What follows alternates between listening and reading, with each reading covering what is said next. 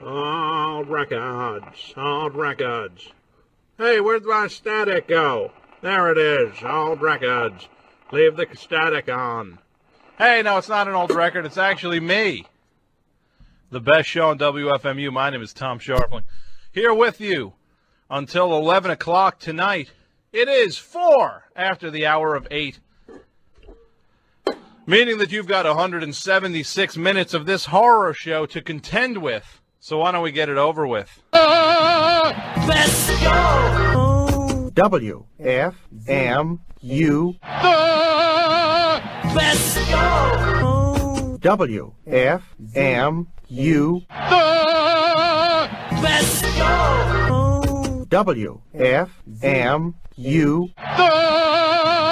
Let's go! WFMU. Let's go! WFMU.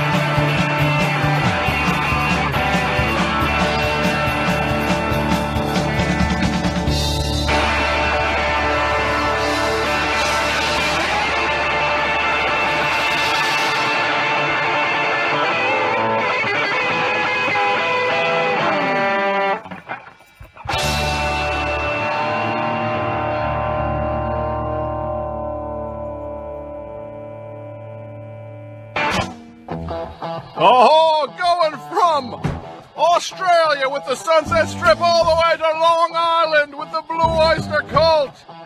This is Stairway to the Stars.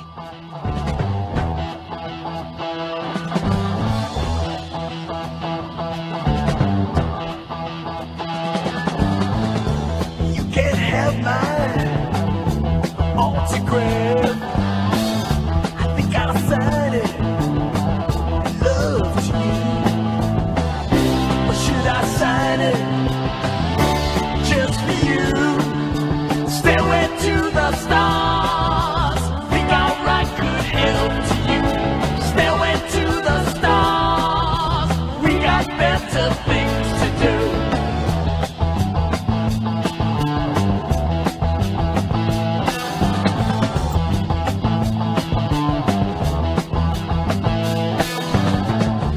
You can drive my motor car. It's insured to 35. Kill them all if you wish. Stairway to the stars. Think I'll write good help to you. Stairway to the stars. We got better things to do.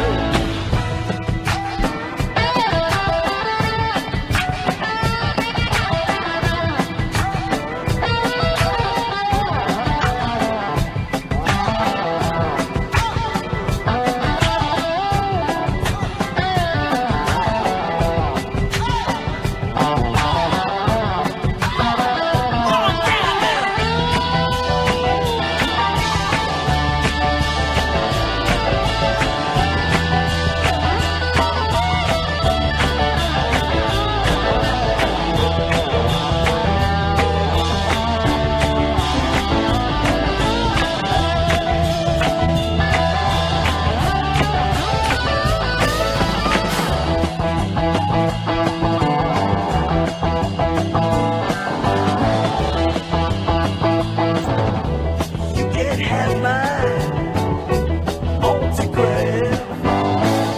I think I'll sign it. Good help to you. All the cast, you broken arm. Stairway to the stars. Think I'll write good help to you. Stairway to the stars. All of you here know you quit.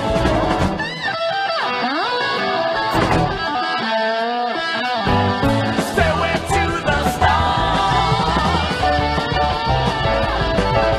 Stairway to the stars. Stairway to the stars. Stairway to the stars.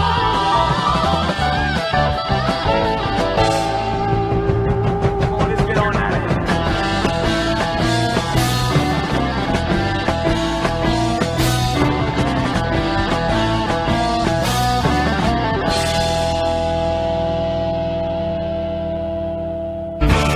Oh, going all the way from Long Island to Williamsburg with the Bad Wizard.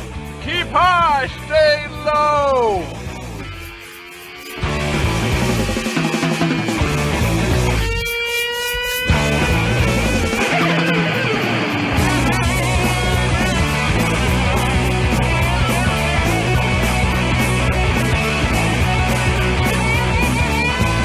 Do what you gotta do.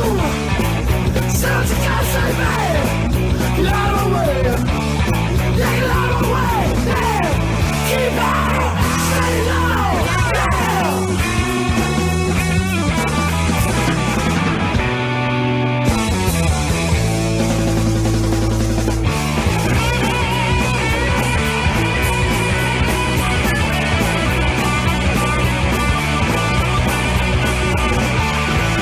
Do what you gotta do. Say what you gotta say, man. Get out of the way. Yeah, get out of the way. Yeah. Keep out. Stay low. Yeah.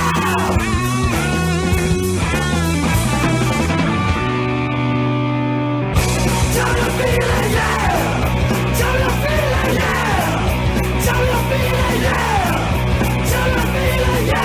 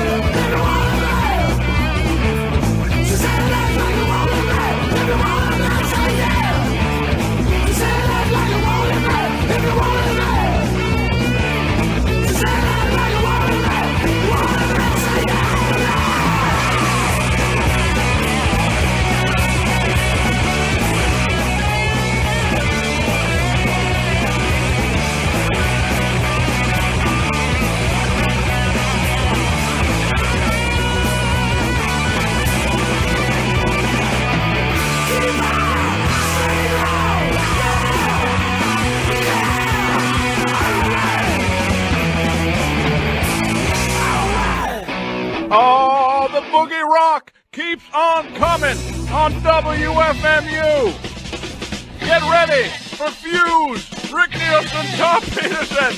The Boogie Rock lives on the best show on WFMU. Fuse with Mystery Ship. Written by Rick Nielsen. Lot of room to talk this one up.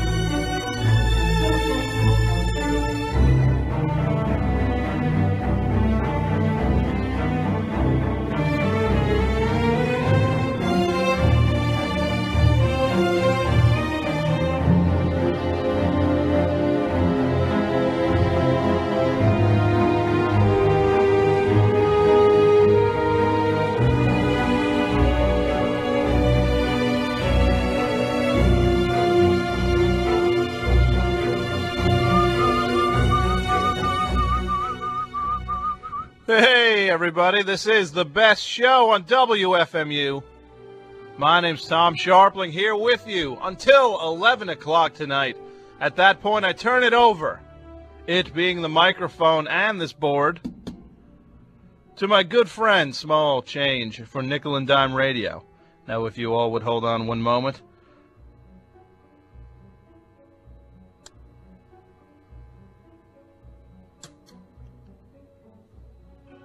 I think we're back now. Technical adjustments abound on the show. The phone number in studio, 201-200-9368. It is Open Phones Tuesday tonight. For better or for worse. We'll see where that gets us. And the email address, toms@wfmu.org.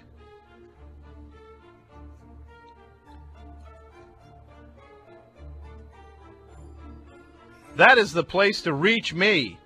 I got the computer screen opened right now. I'm looking at it. Your email, the second you hit send, I will be reading it. Moments later.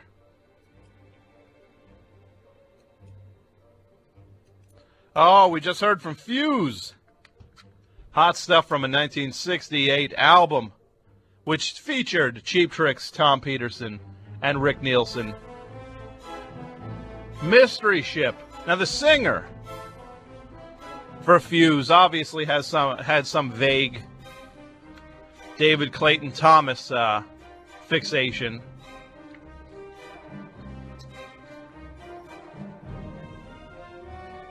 Joe Sundberg. Where are you, Joe Sundberg?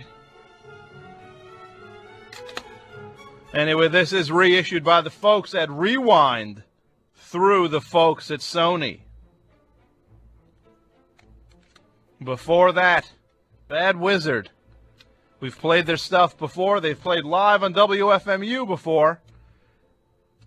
Now they've got an official, honest-to-goodness long player called Free and Easy. Bad Wizard.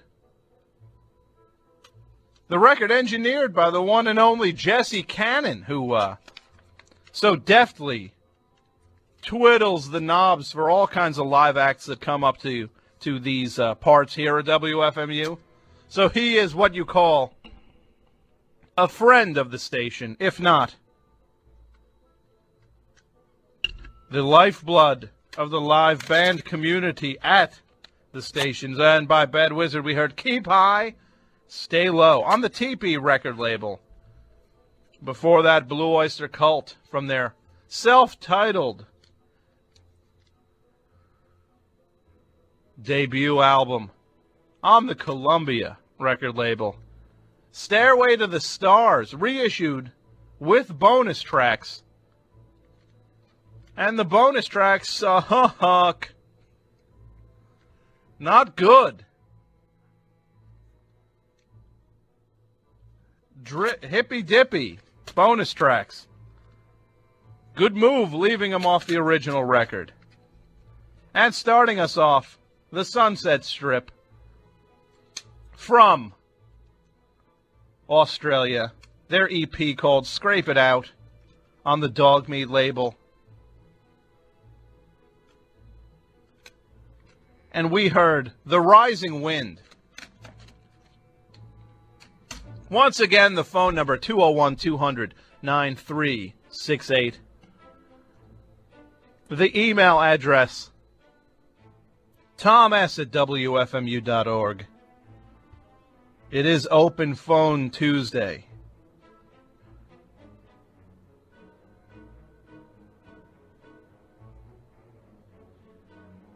So I went to the movies yesterday. And I saw the movie which I would rate quite possibly. In fact, I'm going to honestly say this is the worst movie I have seen all year. And that's in a year which included me having seen these movies. Joe Dirt. Freddy Got Fingered. Evolution. Rush Hour 2. America's Sweethearts. That's right, I saw American Pie 2 the other day. Holy moly. What a POS, if you know what I mean. Can we figure out what that stands for? Now, the first movie is not exactly a masterwork by any stretch. But it made this movie just look like it blew this movie out. It made the first American Pie now looks like like it was finely crafted, like it's all about precision, the first one, and all about structure and pacing and laughs. Like it's all about just funny. And because this was the unfunniest movie. Oh, I just sat there. I felt like I was being assaulted. American Pie 2. Holy moly, what a horrible movie. Oh, it was skin crawling how bad it was. I mean, am I the only one? I was in the theater. And the people behind me were laughing hysterically at everything. Am I out of sync? Oh, why did I go see American Pie 2? That's what I want to know. I don't know. What's wrong with me? Maybe it's me. Maybe the problem starts with me, not with American Pie 2.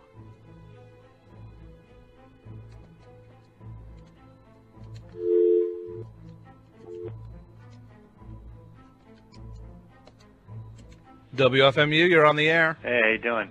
I'm kind of surprised that list of movies you read. I'm kind of surprised that you went to see any of them, really. But I have a question I want to ask you. Okay. I mean, you started to talk about it.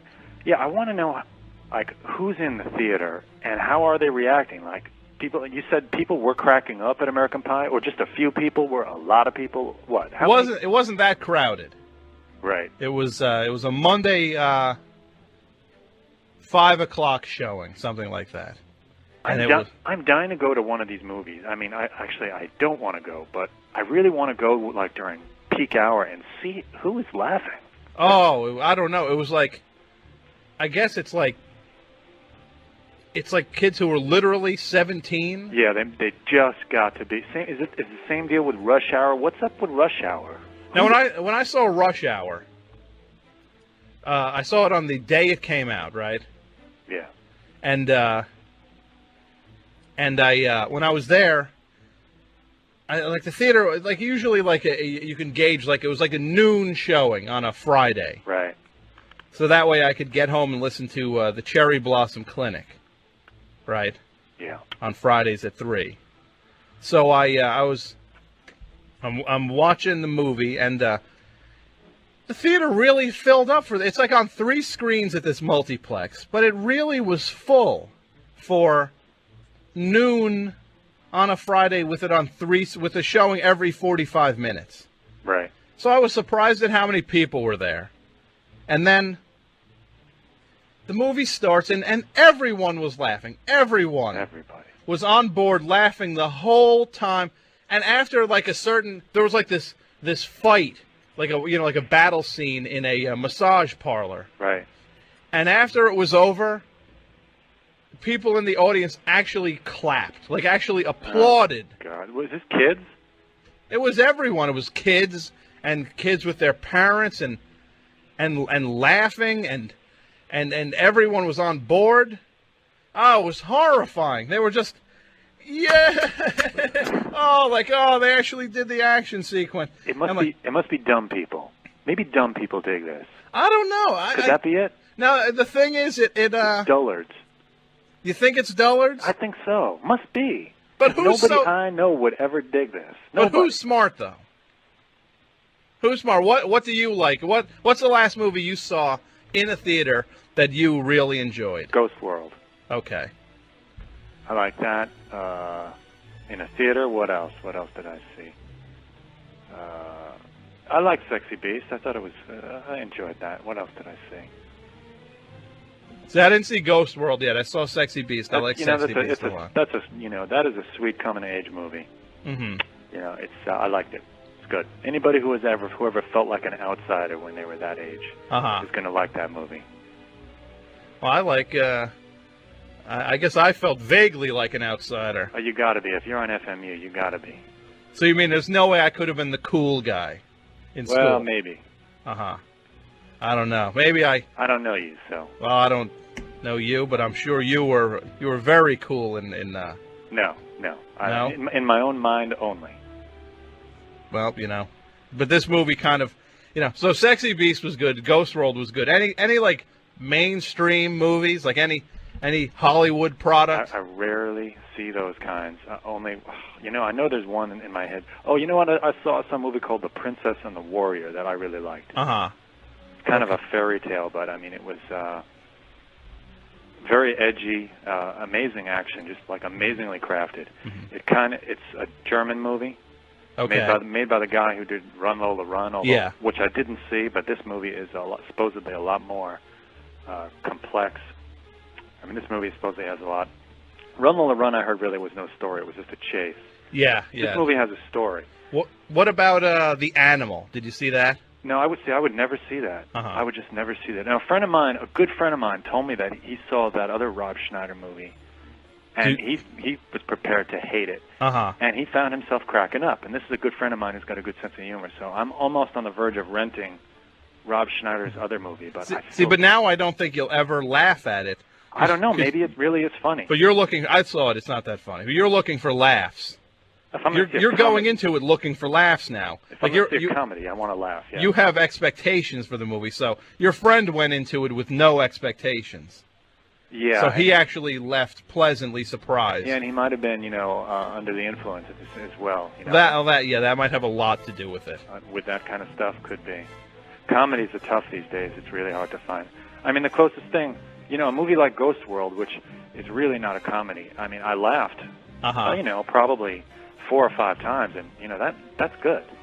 Yeah. But you could see a movie that's nothing but wall-to-wall jokes for 90 minutes, and you might laugh and I might laugh twice. And that's not good enough for $10. Yeah. You know what movie's funny? Tell me. Rat Race. Is it? Have you seen it? I saw it. I saw the trailer, and that's just not the kind of movie I would see. I think people will like it. People were cracking up in the trailer. People were going nuts in the theater, and they were actually like people I know were going nuts. Like people who I think have good gauges of what's funny and not funny. And I was laughing too. I was laughing a lot too. I actually think that's a very. I think people will be pleasantly surprised. It's silly, right? Yeah, but it's fun. It's actually kind of well built. Good silly's hard to do. Yeah, I mean it's kind of silly in a classic sense, if you know what I mean. Right. Well, hey, that's it's called classic because nobody can do it anymore. Yeah, like in a very traditional quality structure. Yeah, not like that other. What was that other thing you said? Joe Dirt. Freddie Got Fingered. Wouldn't touch. There's no chance that I would ever see them. Maybe if I could get them for free, I'd check them out. Freddie Got Fingered. I've heard people actually say it's almost like an art film because it's so surreal and it's going for something that it obviously couldn't be going for conventional laughs. I think if people would have heard, this is the new David Lynch movie. Don't buy that at all. But you know what I'll tell you though, it's no worse than the David Lynch movies I've seen. Well, David Lynch is you have to like a certain kind of style of movie making to dig David Lynch. I think it's no worse than Lost Highway. Yeah, it's got. I'm sure I would think it's worse than Lost Highway for me. I mean, I didn't mind Lost Highway. I don't know. I think you might be a Freddie Got Fingered fan. No way. I think you might. Not a chance because I think Tom Green is an idiot. You're going to get a T-shirt that says FGFF, Freddie Got Fingered fan, right? I'd put it on a baseball cap, actually. Or maybe FGF squared. I'd put it on a baseball cap and I'd turn the cap around backwards. That's what I'd do. That might be. You might look cool. Maybe you'd be finally in the cool crowd. Maybe that's what would do it. That might do it. Hey, I am going to say goodnight to you, but I appreciate you calling. Take care. You have a good night. Hey, the other thing going on, by the way, the phone number 201-200-9368. The other thing going on is Scharpling's Army, the fan club for the program, which is coming together swimmingly. I'm getting all kinds of emails to tom@wfmu.org. If you want to join, you just email me and say that you want to join Scharpling's Army. And further information will follow. It's coming together, though. It's going to be a fan club and a website. There's going to be membership cards and all kinds of stuff. Oh, get ready. Everyone's going to love it. You're going to be part of a club. There's going to be nicknames and maybe a secret handshake and we'll all go to the movies together. Like if we all went to see American Pie 2, if Scharpling's Army rolled into American Pie 2, we'd get a discount rate. I'd say 75 tickets. I'd say 75 for American Pie 2. And the person would go, what? Behind the counter when I said that. They go, don't you mean 2 tickets for American Pie 2? I'd say, no, these 74 people behind me, I'm buying their tickets. And they'd say, what? And they'd say, well, we will give you a discount rate, obviously, because this is a group. That's how it would work. So if you want to be part of events like that, Tom S. at WFMU.org is the place to send your enlistment notice. You say, I want to join Scharpling's Army. And then shortly you will receive more information about said army and said fan club. The website is on the way. It is being constructed.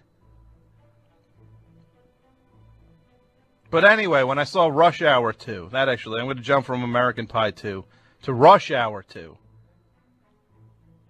It's a really, I found the movie just horribly offensive, and it's like all these Asian jokes. It's like Chris Tucker just talking about eating dogs and, you all look alike and blah, blah, blah, and it's not fun. How could anybody find it fun and, And then in the end they have the blooper reel, which is a movie is always in trouble when it's like, oh, thank God, the blooper reel. Now I'll actually maybe laugh. So in the blooper reel for Rush Hour 2 comes on, over the closing credits, there's a scene of Don Cheadle is in the movie. He has a cameo.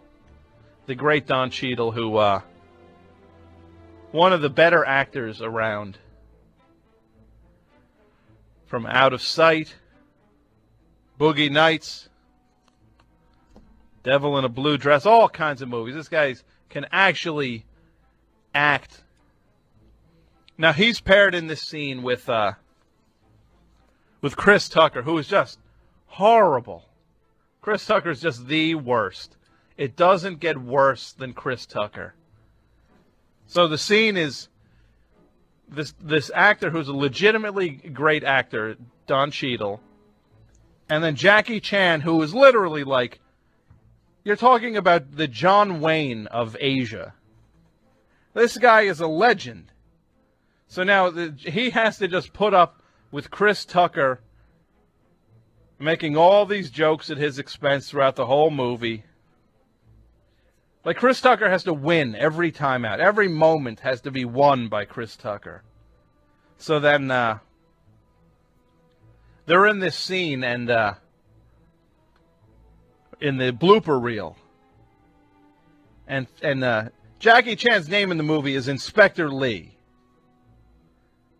So, but Chris Tucker in the scene keeps calling him Jackie on this blooper reel. They show like 5 takes of it where he's like, hey, Jackie, you're going to kick this guy's butt?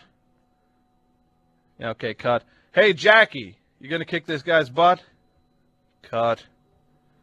Hey, Jackie, you're going to kick this guy's butt? Cut. Hey, Jackie, you're going to kick this guy's butt? Cut. So it goes on, and then finally, Don Cheadle just goes, his name is Inspector Lee. Just frustrated with the fact that Chris Tucker, while getting paid $20 million for this horror show of a movie, this travesty of celluloid, $20 million, $5 million more than Jackie Chan got, by the way.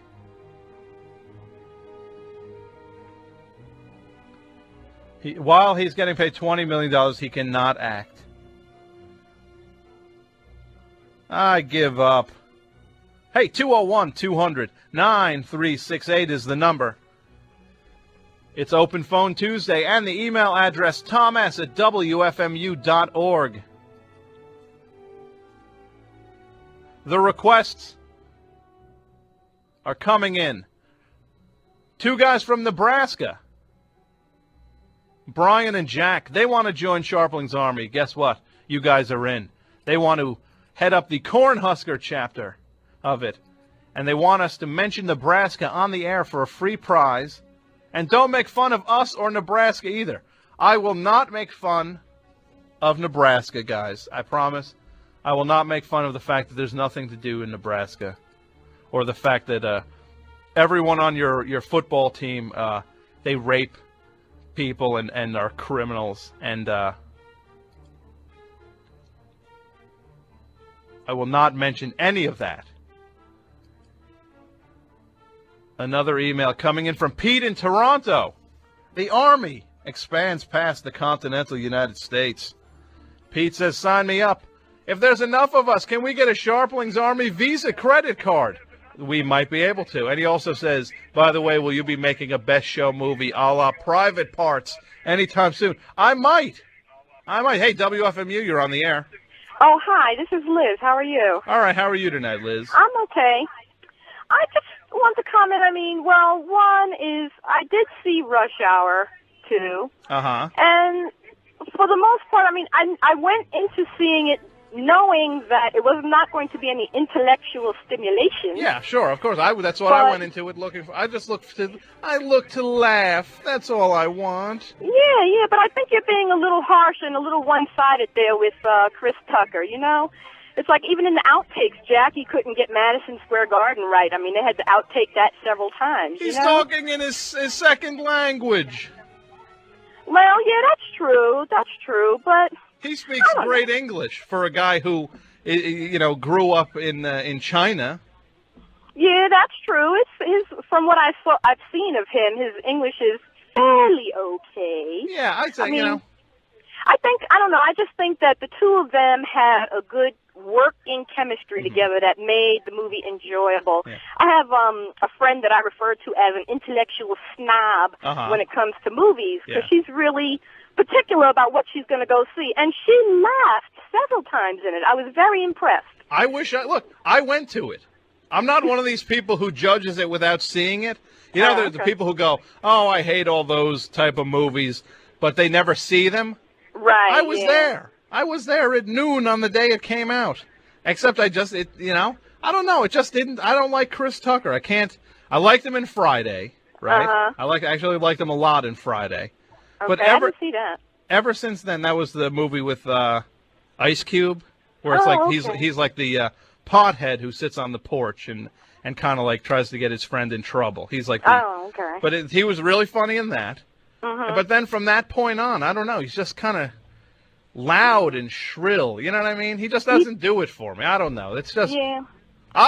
Look, I'm wrong. Everybody loved the movie. I'm in the minority on this one. I wasn't too crazy with Chris Tucker in that other movie. It was like a space age movie with Bruce Willis. Oh yeah, that was the Fifth Element. Yeah, that was horrible. Yeah, that was not so good.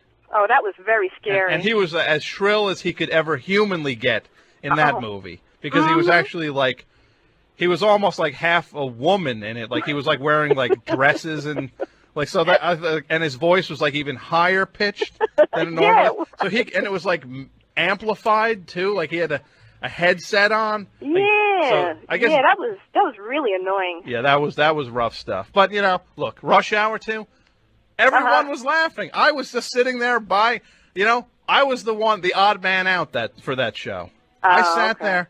I didn't laugh. I don't know. It didn't do it for me. Yeah, that one didn't do it for me either. And I only went to see it because Bruce Willis was in it, And I was very disappointed. Yeah. But now, when you saw Rush Hour 2, was it crowded when you saw it? Was it in a... No, actually the theater was maybe like half full, but we mainly went there for the air conditioning. It was a couple of days ago. And sure, we were just I know what that's like. Let's go see a movie, stay cool. What do you think got me into the theater for America's Sweethearts, which I fell asleep during?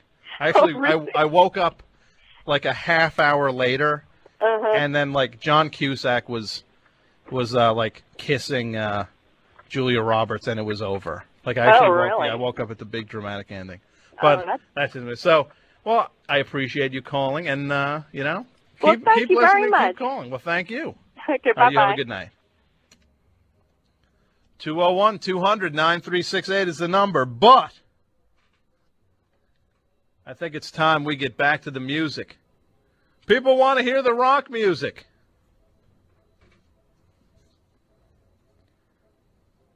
I got the Chris Tucker fans coming after me now. No, nobody's coming after me. So anyway, let's get back to the music. You're listening to the best show on WFMU. My name is Tom Scharpling, here until 11. The email address, toms@wfmu.org. If you want to join Scharpling's army, you know where to email.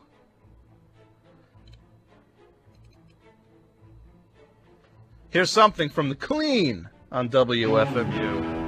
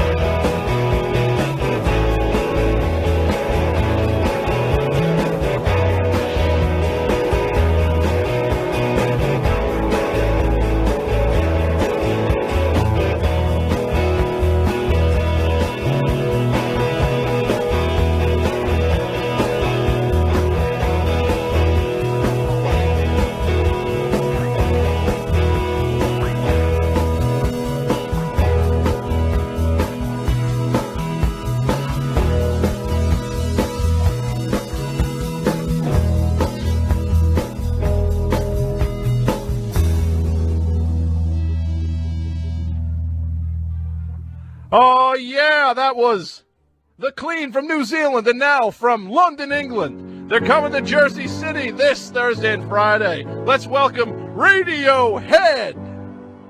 On WFMU, we start as WXHT Mount Hope worldwide on the internet at WFMU.org.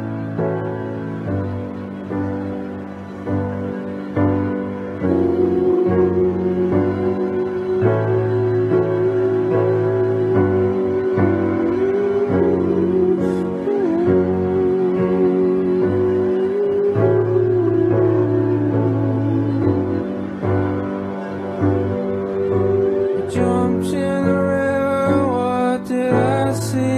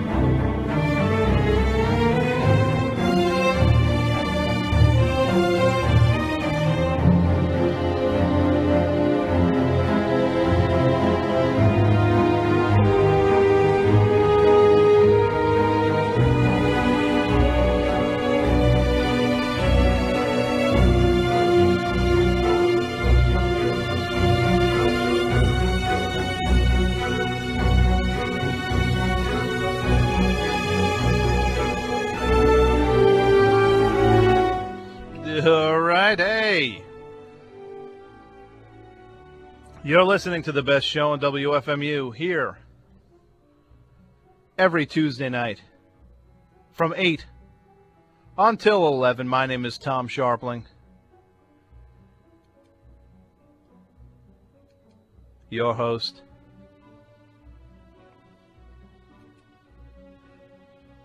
The phone number 201-200-9368.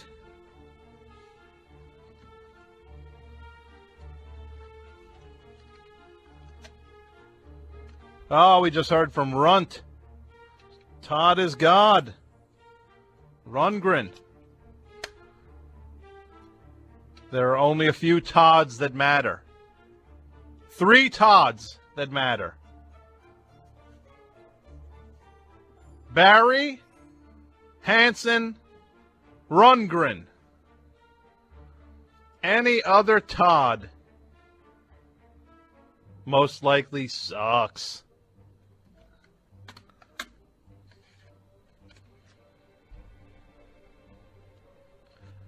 The Ballad. Subtitled Denny and Jean. From the awesome album, The Ballad of Todd Rundgren, which we do visit on this program from time to time.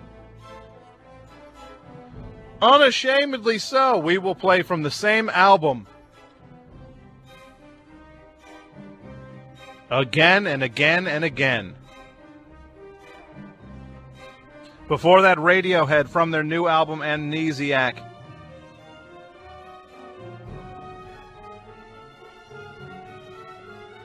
Pyramid Song.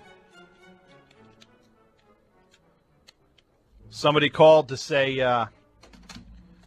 what is this? This stinks. Oh, this is horrible. Take it off. And he wanted to hear from the new Iggy Pop album, which we will be getting to shortly. Later in the program. Starting us off, though, The Clean. From their new album, Getaway, on the Merge label. We heard Stars. Good stuff. New stuff from New Zealand's The Clean. WFMU, you're on the air. Yes, hi. I just wanted to find out, you were talking about the Chris Tucker film, and you're talking about American Pie 2 and how it was the worst film you had seen so far this summer. Yes. But in order to understand where you're coming from, what's the worst movie you've ever seen? The worst movie I've ever seen might be What Planet Are You From? Starring Gary Shandling and John Goodman. What's the best movie you've ever seen? The best movie I've ever seen. You mean like my favorite movie? I don't know if I have a literal. I mean, I can't name like this is number one on my chart. I am not Billboard, sir. What comes right to mind? The Sweet Smell of Success. Okay. With Tony Curtis and Burt Lancaster. Mm-hmm. That's one of my all-time favorites. All right. That's. I just wanted to establish where you were coming from with your, when you were judging movies and stuff like that. I think that's fair. I think that's a good judgment of a film there. Actually, what I was calling for was this Scharpling Army thing you have going on. Yes. And obviously, one of the things that's missing from the Scharpling Army, I think, as in many other clubs, DJ clubs that exist, is you don't have a stooge. Oh, you get ready. Oh, there's going to be such a stooge in this club. Yes. Well, I was going to recommend, I think that there is a stooge. It's a guy on the station who's going to be the stooge on this. He's already at the station? He's got a show on the air. Oh, he has one currently on the air. Yes. Wow. So it's not Carlo, who would make a good stooge. Carlo's affiliated with other programs. Yes, but still, don't you think he would make a good all-around radio stooge? This is not All in the Family, where we have spin-offs. Then it would just be like, this is not Maude. My show is not Maude from 7 Second Delay. No, you're more like the Phyllis of 7 Second Delay. No, I'm not. This is not the Jeffersons of 7 Second Delay. The Ropers. No, we're not the Ropers. We are our own entity. We have our own cast of characters. Do you? Yes, we do. Oh, okay. So we don't know who the Stooge is yet. Oh, though. you'll find out. He's on. I'll give you a hint. He's on Fridays. It's on Fridays. Yes. Wow, excellent. Doug Shulkin as Stooge. No, it's not Doug. It's not Doug. Oh. No. Knock him. Nope. No, he's on Friday. Okay, say no more. I have an idea of who the Stooge may be. Who? I'm going to say that it's Mr. Finewine. Incorrect. And it limits it to Chris T. No, keep going. Later. That's it. You said he, right? Yes. Sorry, Friday's done. No, Friday. Oh, wait, if I go back, hold on a second. Who's on? Stan. No, it's not Stan. Well. Go to Saturday morning, actually. Jeff Davidson. Great Stooge. No. Excellent. Good choice. Earlier than Jeff Davidson. Joe Gare. Proteus Faust is his actual on-air name now.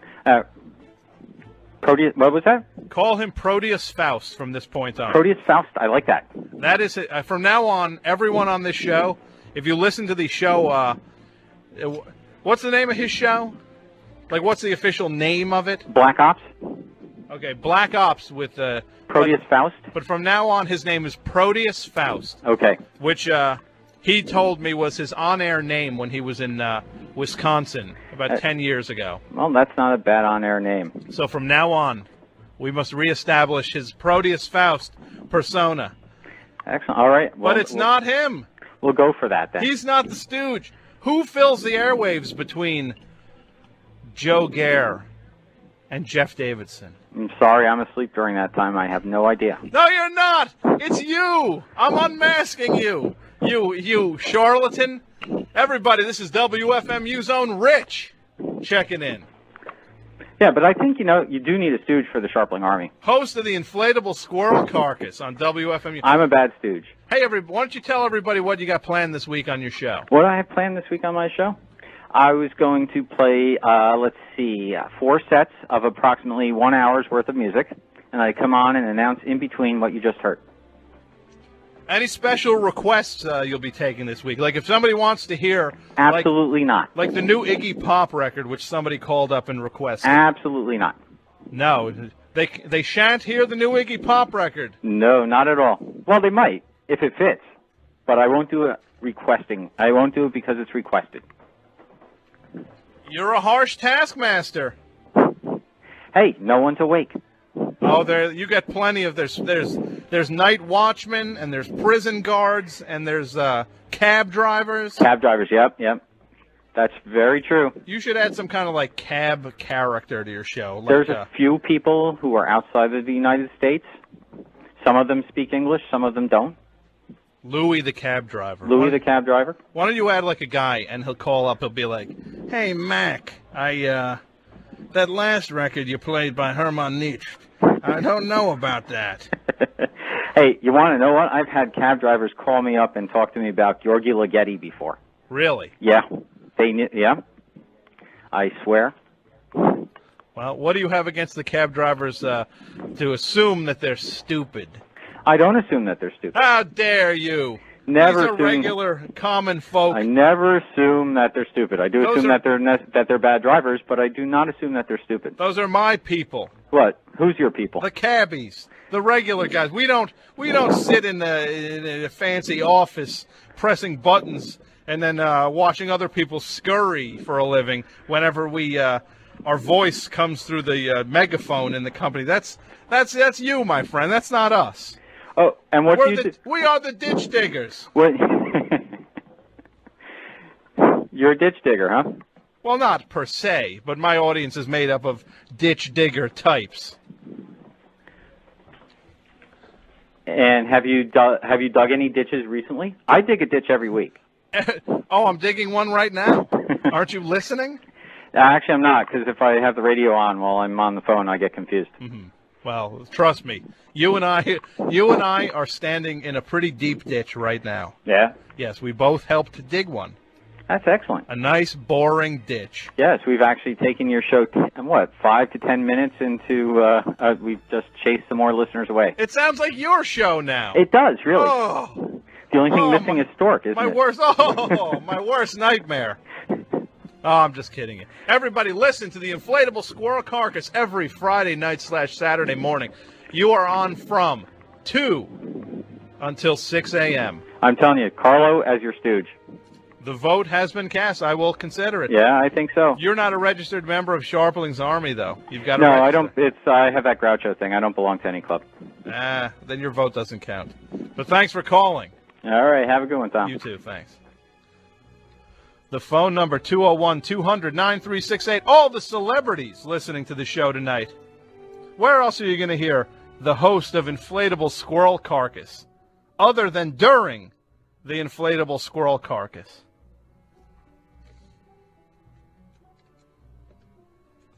WFMU, you're on the air. Hi. When you play that Todd Rundgren song... Hey, how's that food? It's good. It's spaghetti. You don't mind, do you? Call back when you're done eating, you animal. How dare you? When you played that Todd Rundgren record, how dare you? You shortchange the food and the program when you do that. Enjoy the food. Listen to the program. When you're done, take a sip of water. Wipe your mouth, then pick up the phone. How dare you multitask during my program?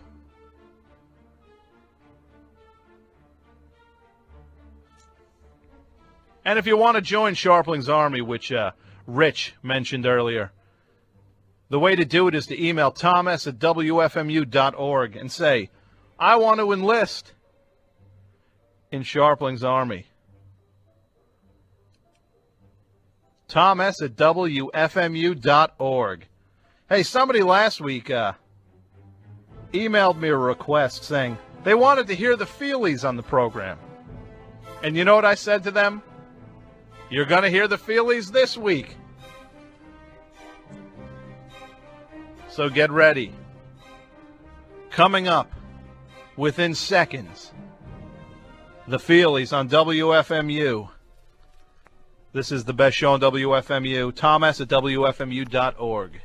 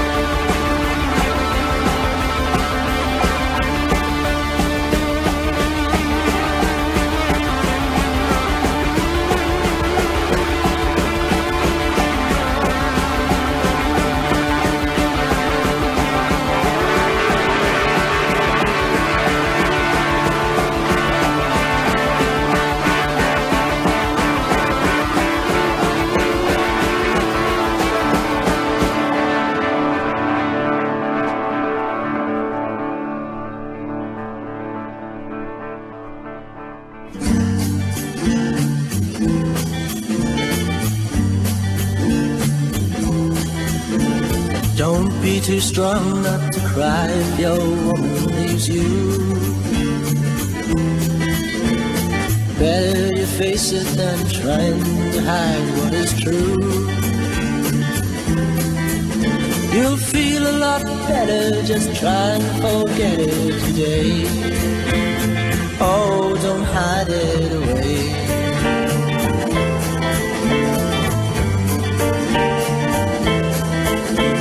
She wasn't worthy of giving you love that was true. So swallow your pride and go out and find somebody new. You'll feel a lot better, just try and forget it today. Oh, don't hide it away. Don't try to hide those tears behind a smile. And don't try to hide all the pain that you're feeling inside.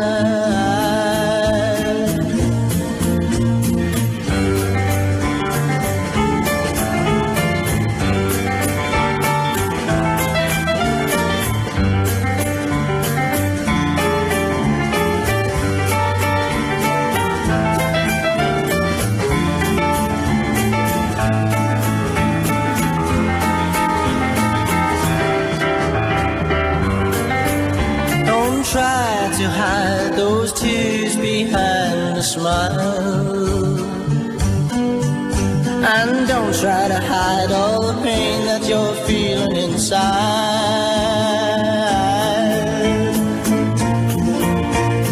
Don't be too strong not to cry if your woman leaves you. Better you face it than trying to hide what is true. You'll feel a lot better, just try and forget it today. Oh, don't hide it away. Don't hide it away. Don't hide it away. Don't hide it away.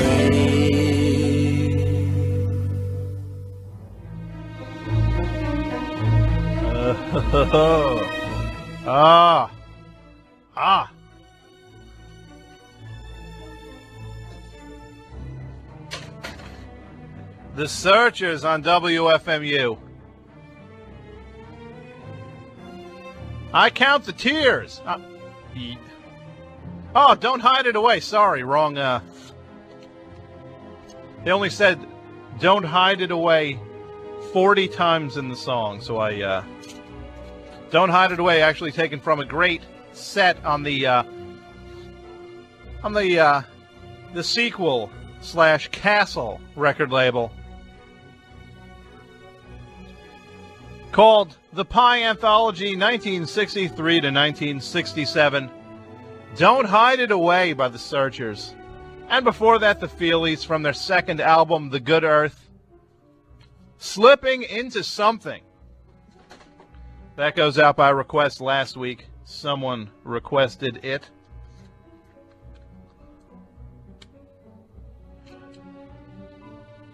So who's going to be at, I guess the Radiohead big concert in Jersey City. It's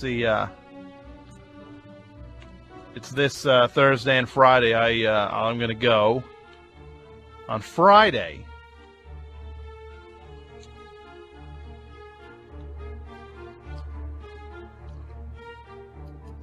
And that one guy called up and said that song I played was horrible.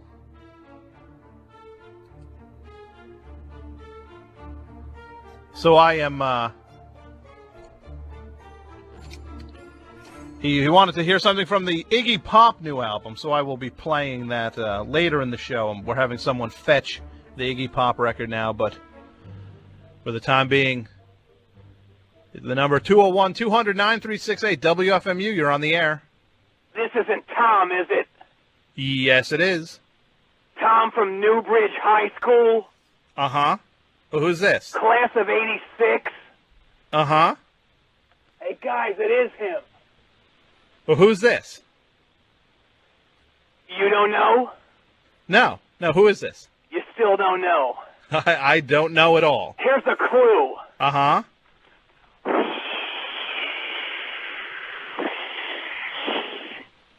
I don't know. That's the sound of your head in a toilet. You got me. I don't know who this is. He still doesn't know. It's Troy Dershman, nerd. Oh, from... Yeah, you were in my class. I ruled your class. How are you doing, Troy?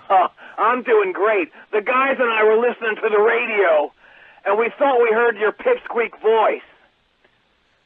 So what? You were listening to the station or something, or flipping around the dial? On the dial? way to a ball game, we were just kind of tooling around the dial. And I recognized your voice from those gay announcements you used to do over the PA system at high school. Yes, you were in my high school when I was in high school. It's kind of weird. I mean, I haven't seen you or any of your friends in like that whole crowd in years. Yeah, we had some good times, didn't we? Well, high school, I guess, for a lot of people was not the greatest time of their life. Yeah, I heard you talking about that. You said you didn't think that you were that cool? Well, I wasn't like... I honestly didn't think I was, like, necessarily, like, a cool guy. Well, you know what? What? You're right. Oh, well... I wasn't like a... You weren't like anything cool ever. I was like in the middle. Remember that time I made you eat that urinal cake? I don't know if that ever happened. Or the time at graduation where I made you go pantsless? These are things that are just in the past, I guess. And, they live in my memory forever. Well, they're in my past. You were such a tool. Because... I was just a regular person trying to get by. I mean, you were on the football team? Yeah, I was on the football team. Remember the final game of the season when I scored 3 touchdowns against Tribridge? Yeah, I did. That was that was a great moment for you and everybody at Newbridge High. I think I probably announced that on the PA. So our moments of glory will kind of intersect. Well, your problem was you were just so jealous of me. I don't know if you'd call it jealous. I mean, you obviously were on the football team, which I was not. No, you certainly weren't. And you kind of were... I guess you were more accepted in a lot of the circles, I called the shots, basically. Hey, remember that time I made you throw your shoes and socks up on the roof of the school, and it was February? Yeah. That was hilarious. See, it wasn't that funny to me, though. Oh, we loved it. Who's there? Everybody. Oh, who's here now? Yeah, like who loves it from like we? Who's the we? Like you were talking to some guys. Yeah, in the me background. and my friends. We're still together after all these years. Who? Craig, Gary, Vaughn, Mike. Uh-huh. Well, those are all guys on the football team. You got it. Uh-huh. Yeah. We're still doing it, and I see that you still have crappy taste in music. Well, it's not exactly crappy. I mean, I just played the Feelies, which a lot of people, that's actually a pretty accepted band. I can't believe you still like that punk crap. Well, and that's not exactly punk, but, I mean, it's the music I liked then, and, I kind of like it now, too, I mean, it's what you guys were into a whole different scene, musically. The hard stuff. I mean, I was into hard stuff also. You were not. You liked Devo. Yeah, I did like Devo, actually. I mean, Devo's good. I mean, I can't believe you admitted that on the radio. I don't know what's wrong with Devo. Got an hour? Hey, play a song from the new Keel record. The new Keel record? Yeah. I don't think we have the Keel record here at the station, so... You're still a tool. You really are a harsh guy, Troy. Hey, nerd. Yeah? Well, no, I'm not a nerd, though. Yes, you are. Hey, pull your jock over your head. No, I'm not wearing a jock, first of all, and I'm not going to do anything. I am. You're wearing one. Congratulations. We just got back from a scrimmage. Wait, what do you mean? Watching a scrimmage? No, we played. Uh-huh. We still play. We hit hard. Who do you play? It's a community league. We rule it. Wait, you and guys like Vaughn and Mike and Craig? Yup, and Gary. You guys are still playing football? Hell yeah, the Newbridge Vikings. That's not the name of the team, though. That's our team. Uh-huh.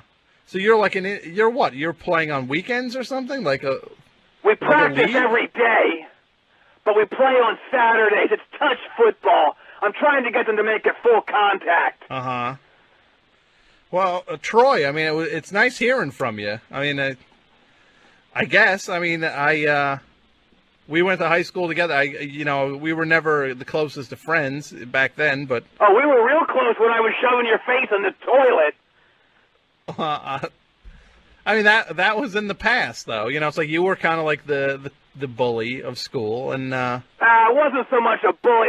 I saw myself as the enforcer.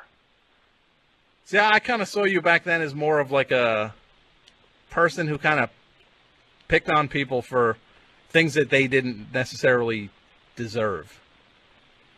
Oh, like that time you didn't step on my foot? Uh-huh. I think I did step on your foot. Yes, you did. And you paid. But why, I don't, you've always had a lot of, like a need to prove how tough you are. No, I don't. I'm just enforcing. It's not my fault that you're jealous that I was hooked up with the hottest girl in school. Well, who was that again? That was... Sheila Petrie. Uh-huh. So you did used to go out with her. More than that, I married her. Oh, you actually married Sheila Petrie? Yep. And how are things going? That's... Oh, we actually grew apart.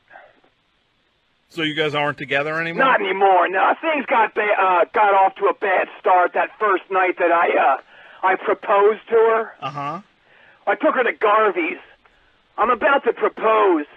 I look over. Who's sitting at the bar but Tim Wilson from your crew? Yeah, Tim's a nice guy. He's one of your geek friends. But Tim's actually doing pretty well for himself. Whatever. He's a jerk. He actually does a lot of, I think, he's actually moved out to Seattle about 4 years ago. That figures he's so uncool he had to leave Newbridge. So anyway, I was so mad at him, just the fact that he was there spoiling my moment. I couldn't even get together to eat. I was so nauseous just looking at his face. So I had to cut my proposal short. I saw him go into the men's room. Mm-hmm. Guess what he got? What? A swirly. So you actually interrupted the proposal of marriage to your future wife, yep, so that you could pick on somebody who didn't deserve it. I wasn't picking. I was enforcing. Enforcing what? Just trying to clear it so everyone could eat and not get nauseous because there was a geek in the room. I think you're definitely overstating things. I mean, no one's getting nauseous over just seeing another person. Well, he's a normal looking guy. Well, it was like when I had to eat in the cafeteria with you jerks. Yeah. Couldn't even keep my food down. Uh-huh. So you picked on us. What else could I do? Not pick on us? Hey, so anyway, we got married. You and Sheila.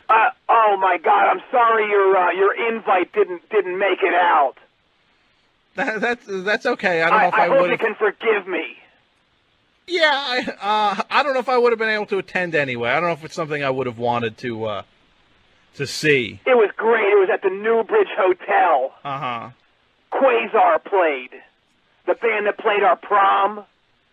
Yeah, they were... Oh, they're still great. They did all the songs I wanted to hear. Like what songs? You Could Still Rock in America by Night Ranger. Uh-huh. Separate Ways by Journey. Troy? What? I mean, you definitely were like the top guy back then, you know. I'm still the top guy. Uh-huh. Well, so you were starting to tell us for anybody, listen, this is a guy who I actually went to high school with, Troy Dershman, and he, I guess you heard my voice on the radio, so you're calling up. It was like fingernails on a chalkboard. My voice was? Yes. Well, you know, your voice isn't exactly the most melodic. Shut up, nerd. Hey, nerd. Stick your face in the toilet now.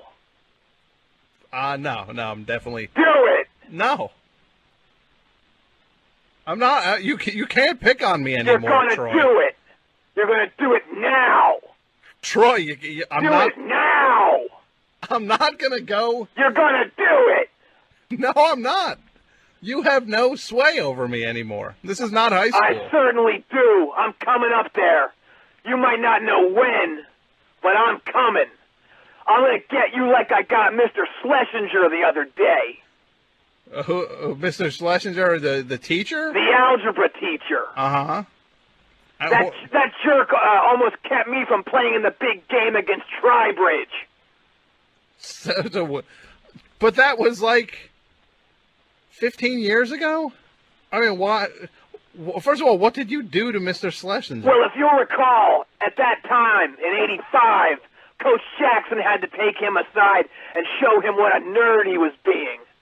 I almost didn't get my scholarship to Penn State because of that guy. Uh-huh. So anyway, me and Craig, Gary, and Vaughn go over to his place last week, and we totally destroyed the grass and smeared paint all over his windows. But Mr. Schlesinger's actually, he was pretty old back then. I mean, that's like 15 years later. I don't know if that's, I mean, how old is he now?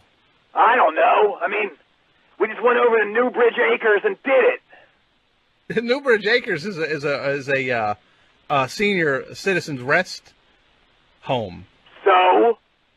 So you actually went and vandalized a senior citizens rest home to get revenge on something that almost happened? Almost happened? I mean, you played in the big game, you know. Yeah, but I almost didn't if Coach Jackson wouldn't have intervened.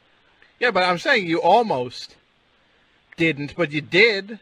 So I got him back, too. But why are you still holding a grudge from that long ago? Because he tried to wrong me. Okay, I mean, you wronged me every day in high school. Oh, I did not. Like I said, I was enforcing. I don't. So what kind of job do you have? You don't just DJ, do you? No, I actually I do a lot of writing. You know. Oh, jeez. What's wrong with You're writing? Still writing stuff? Yeah. Do you read? Sure, I read all the time. Oh, jeez. What? What's wrong with... You're still a tool. What a nerd. I don't know what's wrong with reading and writing are not exactly the mark of a nerd. Oh, well, tell America that they're wrong then, because everybody knows that. I would beg to differ. I think the rest of America would beg to differ also. Let me guess, you went through 4 years of college, too. Yeah, I actually did. Now, you actually got a big scholarship. Yeah. Which was a pretty big deal at the time. Yeah, I got recruited to Penn State back then. Uh-huh. Well, and how, you know, how did all that play out for you? Well, I only went for a semester. And I didn't think I needed to do it, you know? Uh-huh. Why's that? I didn't like it there. I mean, why would I want to leave Newbridge? We got it all here. But, you know, I mean, you kind of have to leave your town at some point. Well, I guess I do now because the movie theater's gone. I probably won't even go see movies now. Well, the Newbridge movie theater is, that was kind of like an old theater. Oh, it's the greatest. Well, I mean, there's the East Brunswick Theater. You could go to the Tri-Bridge That Theater. place is a dump. That's almost as bad as New York City. You'll never catch me either of those places. Uh-huh. Well, I mean, there's nothing wrong with expanding your horizons. Screw that. I don't know. I mean, So you've stayed in... You went to Penn State? For just a semester. It stinks out there. And then you just what? You quit? I like to think that I took leave. Uh-huh. Did you play for the team, though? The football team? Well, I was going to. Uh-huh. And, I didn't like those guys. What guys? Those guys on the team. Why not? I mean, they're your teammates. They were kind of rude. In what way? They do stuff to the new guys. Oh, you didn't like that. They'd make you pull your jock over your head. Oh, you didn't want to do that, though. No, why would I? That's for nerds. You do that to nerds. Oh, all of a sudden it's not okay when you're the one getting picked on. No way. Oh, that's not okay. I'm an athlete. I'm a star athlete. So you quit the team? Did you play the season and then quit? No? Nah, I only stayed through September. Well, then it was looking like I wasn't going to start. Oh, yeah, you're a freshman. I mean... I should have started. Coach Paterno lied to me. About what? Starting you? About being a star. I mean, you have to give stuff like that a chance. Not me. Oh, I guess that's your ticket to success. And so you... Not TD. So you went back and to what? You went back to Newbridge after Penn State? Oh, yeah. And what I might ask, are you doing now, Troy? When I got back, I got a cool job at Culp's Feed Store. Uh-huh. And in 3 years, I was assistant manager. Okay. And But that's in the past, all right? I got the primo job now. What are you doing now? I work for Coach Jackson's landscaping business. Okay. So I didn't realize he had a landscaping business. Oh, yeah, he totally set us guys up with it. We got a killer pad in his backyard. Who are the guys? Craig, Gary, Vaughn, and Mike. Uh-huh. So It's called the Party Pad. That's what? You said it was where? It's in Coach Jackson's backyard. So you live in the football coach's backyard now? More or less. We have parties every night. Uh-huh. Now, how old are you, Troy? 33. Uh-huh. So you just party every night now? Pretty much. A lot of times we get kids from the school. Kids from the what? The school come out. Uh-huh. From what school? The high school. Wait, you get kids from a high school to party? Oh, yeah. Well, that's the cool thing is that sometimes the kids, from our era, they get boring sometimes. That's why it's so cool to hang out with the high school kids. Those kids know about respect. Now, you're not giving them beer? Oh, I don't know. Does that sound... Well, I guess the right thing to say would be no, not I don't know. Oh, Coach Jackson doesn't care. He pays our rent. He gives us all the beer we need. So you're making a pretty good living, though? Oh, it's great. Well, he pays for everything. Uh-huh. So, but what, it's a pretty... So he pays for everything, like your room and board? Yeah, he pays the rent. Uh-huh. And then we do the work for him. And so he pays the rent, you do the work for him, and then you what? You get paid, obviously. Well, he pays the rent. Well, how much do you bring in a year, though, like, on top of that? Oh, I don't know. It's all under the table. Not, most of the money goes to the rent. He pays it. But you said it's on his property, though, right? Yeah, but he pays the rent. But if it's on his property, he's not paying rent to anyone. He is the landlord. pays it to his landlord. Not if it's his house. He's not paying it to anyone. Well, anyway, all I know is that we get to do cool work, and he gets us to build homes sometimes. So you do landscaping and home construction? Yeah, we build houses, too. Where, in Newbridge? Nowhere else. We're building this house right now that's across the street from the school. Uh-huh. It's so cool. Sometimes we'll just throw our hammers down and we'll just walk over and start disciplining young nerds. So you're actually working on but you're not a construction guy. I mean, you don't have a license, do you? No. Well, how can you build a house then? Oh, we just do it. He doesn't care. Well, it still sounds like kind of a risky proposition. Oh, I don't know. We're tough guys. Hey, nerd. I'm not going to answer if you call me nerd. Hey, dork. You can call me Tom or... Hey, Tom, toilet. What was that? Tom, toilet face. You can't call me toilet face ever again. Tom. Yeah? I didn't see you at none of the reunions. Yeah, I didn't, I have not been to any of our class reunions. Let me guess why. Why is that? You're scared of getting mashed. No, I just actually didn't have much of an interest in seeing people from high school. Guess who was named Reunion King last 4 times? But what do you mean the last 4 times?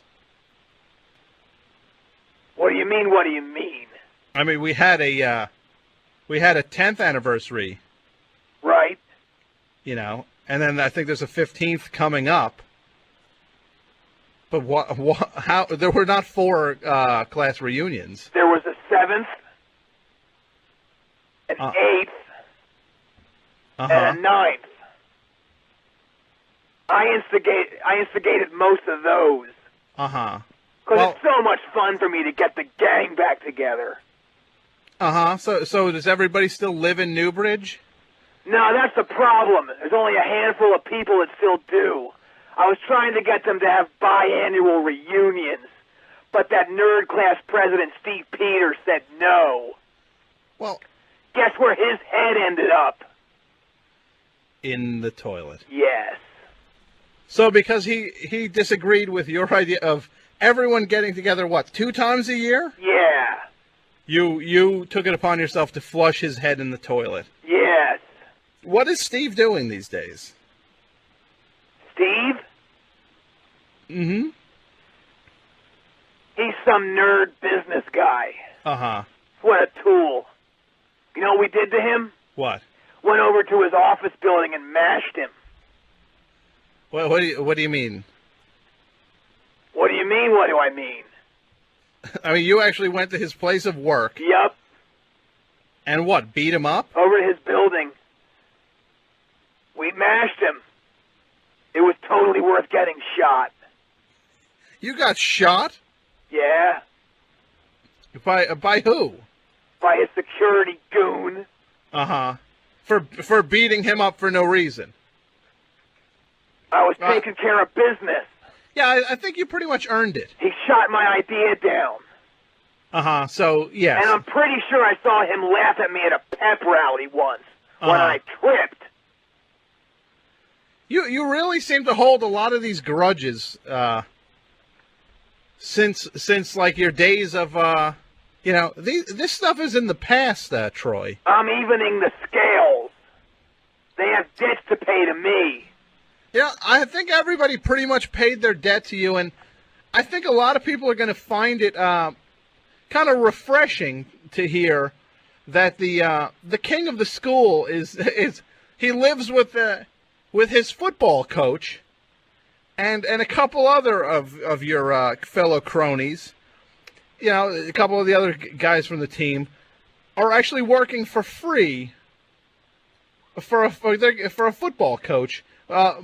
Mowing lawns and clipping hedges, while everyone else has gone on to establish a real adult existence. They don't They're starting families, they're getting married, or they're moving out of the area, or they're not partying every night and basically living like indentured servants. Yeah, but those guys can't walk down their main street and get recognized by everybody. But what does that get you, though? I mean, you're getting recognized by everybody. Yeah, it's a sense of community. Uh-huh. And it's worth it when I see those young kids at the high school. They're so scared of me. It's great. Well, that's kind of sad. Don't you think that's a little sad? For them. Well, no, for you. What? It's sad for you because you're kind of holding on to something that is not it's not real, even what you're holding on to. Hey, I've done other things. Oh, you quit Penn State after you actually took an opportunity like that and quit after after a semester because you couldn't take getting picked on, and after picking on people for forever at high school, and then you went back to the town and started working at Colt's feed store. Hey, I was a pro football player. Well, you were a high school football player. I was a pro football player. With what league? The XFL. What's so funny, nerd? You were in the XFL. Sort of. Sort of. Oh, so you could the most fourth-rate football league in existence. Oh, you got it all wrong, nerd. Just absolute low-level talent, and you were sort of in that league. You gotta be kidding me. Kidding with what? That the talent level was low? Oh, you stink. So anyway... So how are you in the XFL, sort of? Well, I tried out. Uh-huh. I made the first cut. Oh, so you made the cut past the guys who literally were like 45 years old and guys who it was their dream to go to a football camp sometime and actually like work out on a football field with an actual coach for the first time in their life. So you made it past that cut. You don't know what you're talking about. Yeah, so I got through that. I thought I was going to be the starting quarterback. What team was this for? The Hitmen. Uh-huh. Then that jerk Polari becomes the first stringer. I'm not going to sit on no bench. Well, I mean, that's kind of powerful. You definitely have a streak in you where you're kind of a loser in a lot of ways, Troy. I mean, you kind of... Oh, I can't believe what I'm hearing. If it comes to any kind of challenge, it seems like you fold. Hey, nerd. Eat a urinal cake now. No. Do it. No. Do it, nerd. You have no power over me. Hey, nerd. Call Principal Markham up and tell him that you're a tool. No. Do it, nerd. Principal Markham? He's not even I'm sure he's not even a principal anymore. I mean, I'm not going to, you have no power over me. You are actually, in high school you may have been top dog. But now the tables have changed and people are over above you. No, they're not. No one's above me. I think almost everyone. Nobody is, nerd. Troy, you actually really turned into quite a failure in life. So what happened to your marriage? How did that fall apart? She got all bummed out at me. She was too sensitive. That's what her problem was. Sheila? Yeah. Well, in what way? She'd get mad at me for going over and hanging out at the school all day. Well, now how old were you at this point? 27. And what were you doing at the school? Just hanging out. Like I said before, disciplining nerds. So she got mad at you for doing that, and what did she want you to be doing? She wanted me at home with our baby. Oh, so you have a kid? Yeah. And what's your child's name?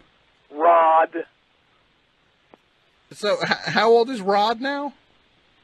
Rod's 4. I don't know. So you actually would hang out at you really are. It's a sad story. I got to keep the rep going. To those kids, I'm a legend.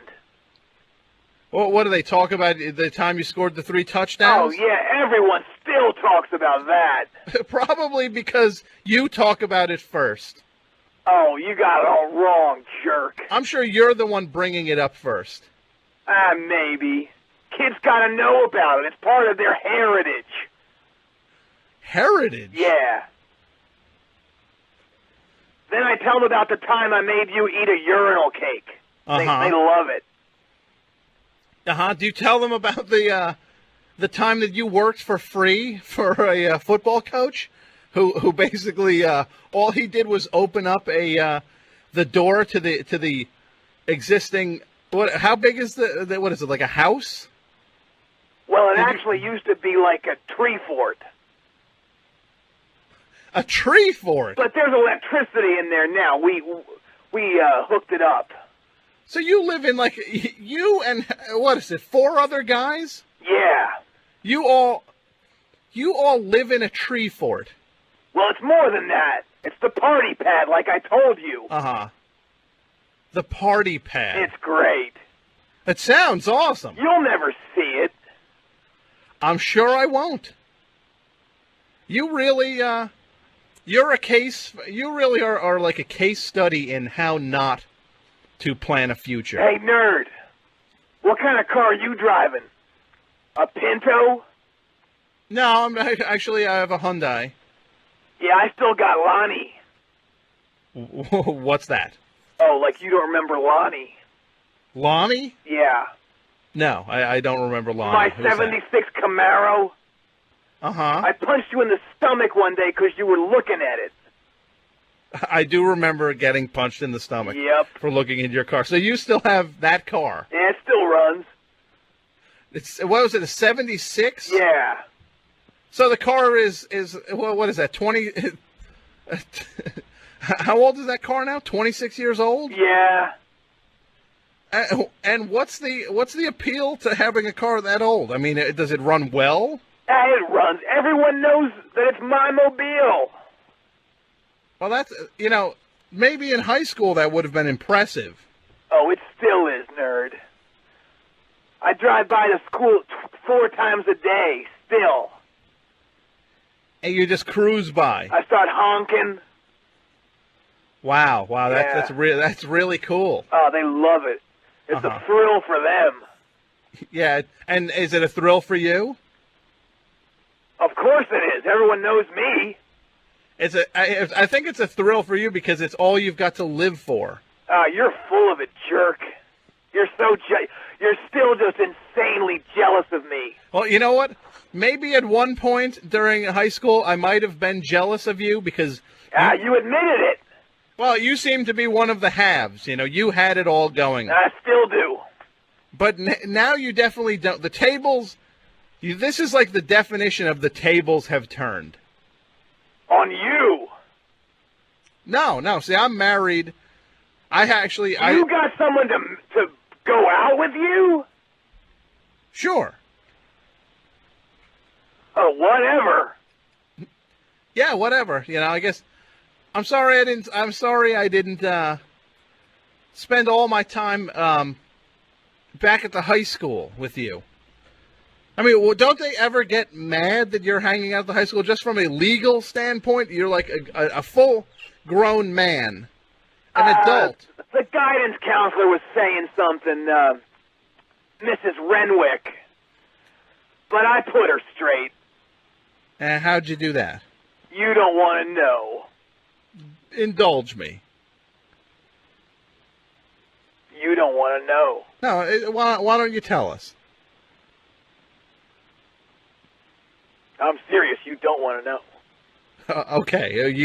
You seem like you don't want to know anything about it. Like you don't want to tell anything about it. So well, Troy, it's been a pleasure talking to you. It's good to see how far the mighty have fallen in life. Hey, you were never mighty. So you didn't fall at all. I didn't fall, but I think I. Oh, you weren't talking about me, were you? Sure, I was. Oh, nerd, you are dead. How are you? All right, I want you to tell everyone out there who your leader is. I don't have a leader. I'm your leader. Pull that jock over your head. I'm not wearing. Do it. No. I want you to take all of your clothes off right now and walk down Main Street. No. Do it. Absolutely not. You are powerless. I'm coming Troy. up there. Where are you right now? I'm in Jersey City. Here I come.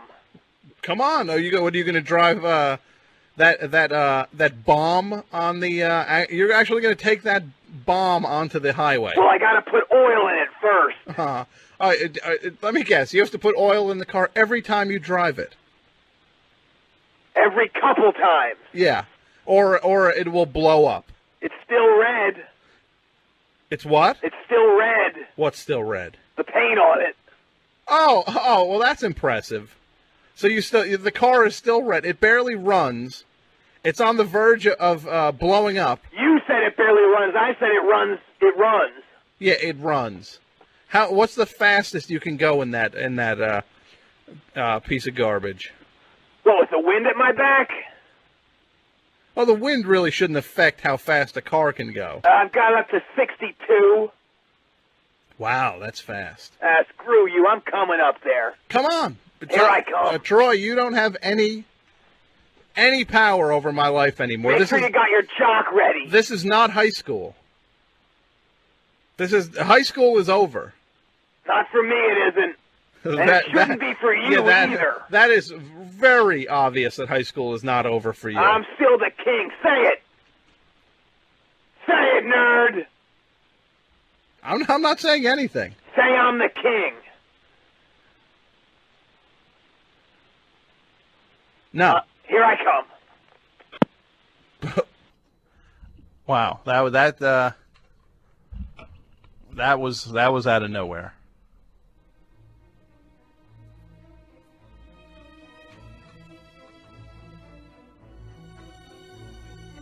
Huh. Hey, the phone number here is 201-200-9368. The email address, toms@wfmu.org.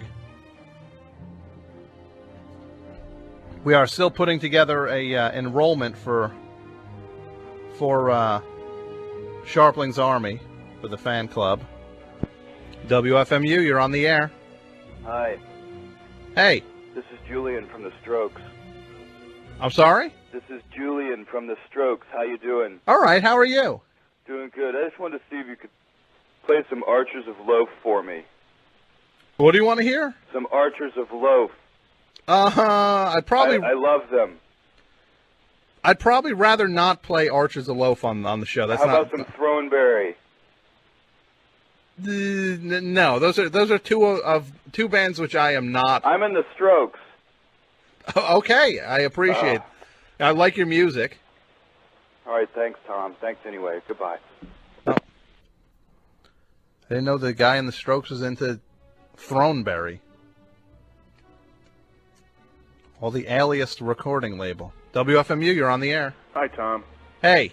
I have to say, I have a new respect for you. Like, I always thought you were kind of, well, you know, like a little pompous because you have, like, the best show on FMU. But that guy really, man, he treated you pretty bad. Yeah, he was pretty rough back in high school. Well, that's not cool. And, I kind of feel bad for you now. And, like, I don't know. Well, I wasn't the only one who got picked on by him. Yeah, but but how many people does he call at their job and like, ridicule? It sounds like he really is out of control. Like he really has a problem with things. But I want to join the Army, man. I want to join. I want to join Tom's Army. Now I have a new respect for you. Okay, well you got to email toms@wfmu.org and say you want to join Scharpling's Army. I do. I want to be a member. Okay. All right, Tom. Well, thanks for listening. Bye-bye. All right, bye.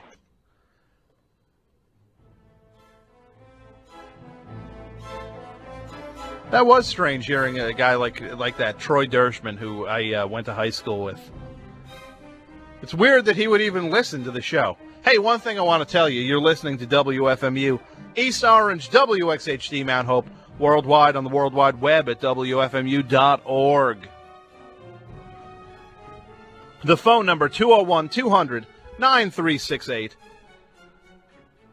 The email address, thomas@WFMU.org.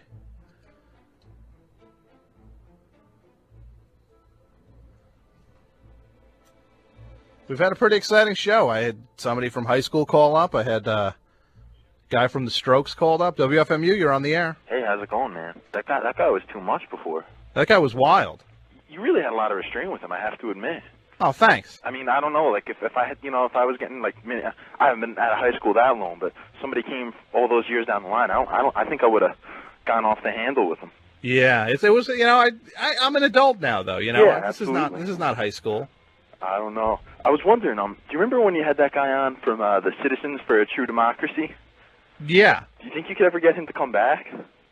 I would actually be very interested in that. That was Maurice Kern, I think his name is, right? That was his name? I don't even remember. Yeah, he was back around the election time. I'm actually going to, that's a good point. I am going to follow up on that. Let me write that down. We actually had that guy Hot Rockin' Ronnie, you know him? Actually, no.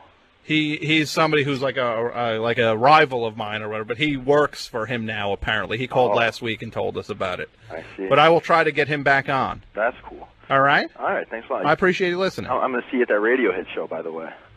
I guess it'll just be me and you then. We'll find each other. Must be too hard. I don't know. Oh. All right, have a nice night, man. Wear a shirt. You'll be the one wearing a shirt, right? Yeah, I'll wear a Radiohead shirt. Okay, you'll be easy to spot. Yeah. All right, thanks. Have a nice night. You too.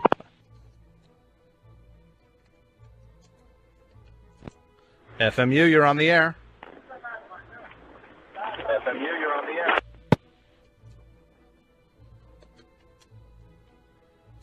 WFMU, you're on the air. Hi. Hi. I've never listened to your show before. Uh-huh. What I just heard was just insane. Was that really a guy you went to high school with? Yeah, absolutely. Jesus, that's really scary. Isn't that guy, that guy was like that in high school. What does he look like? I guess. Like, does he have a block head? Kind of, yeah. He actually did have a block He's head. like one of those blockheads from Gumby. Yeah, that actually fits the description perfectly. He really, did you have, when you were in high school, where did you fall on the social spectrum of things? Me? Yeah. Oh, I was like quiet and, frightened. Mm-hmm. And got picked on and I always wondered what happened to these kind of people, and I assumed, it was something along those lines, but then when I actually heard one of them speak, it's horrifying.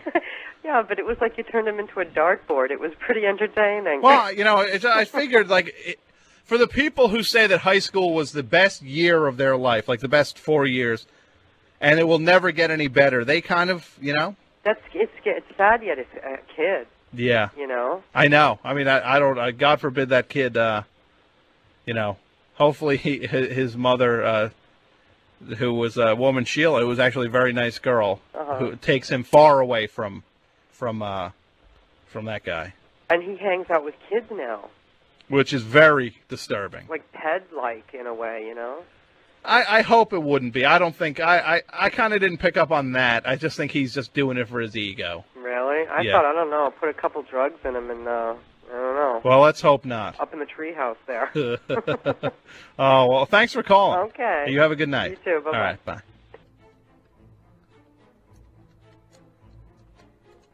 WFMU, you're on the air. Do you give advice on your show? Yes. Called a lot of talk shows. Okay. I really don't know where else to turn. All right. Well, what's wrong? Well, about 6 months ago, I work for I'm not going to give you the name, but I work for a mortgage company. Uh-huh. I'm not going to, certainly not going to give out the name over the air. Okay, sure, please. About 6 months ago, there were some massive layoffs at my company. And because of these layoffs, I was promoted to office manager, while a lot of my coworkers lost their jobs, and the ones that kept their jobs became my charges. And Okay. I'm experiencing. I'm now these people's bosses. You understand? The people that who I used to work next to. Yeah, you were. So you kind of got promoted ahead of other people, or? Yes, I did. Okay. And I figured that would go smoothly enough. Think there wouldn't be any problems. But, well, I'm experiencing some extreme cases of employee insubordination at work. Okay. They show absolutely no respect for me at work, and I'm supposed to be their boss, and I just every day is a living hell at my job. Like in what way? I mean, like you want some examples of just disrespect? Yeah. I mean, just like is it to your what face? I have to deal with every day? Okay. Richard in accounting shows up to work today without a shirt on. And when I said something to him about his obvious disregard of the dress code, he looked me dead in the face and said, "Bring it on." Wow. So it's and then went and sat down at his desk.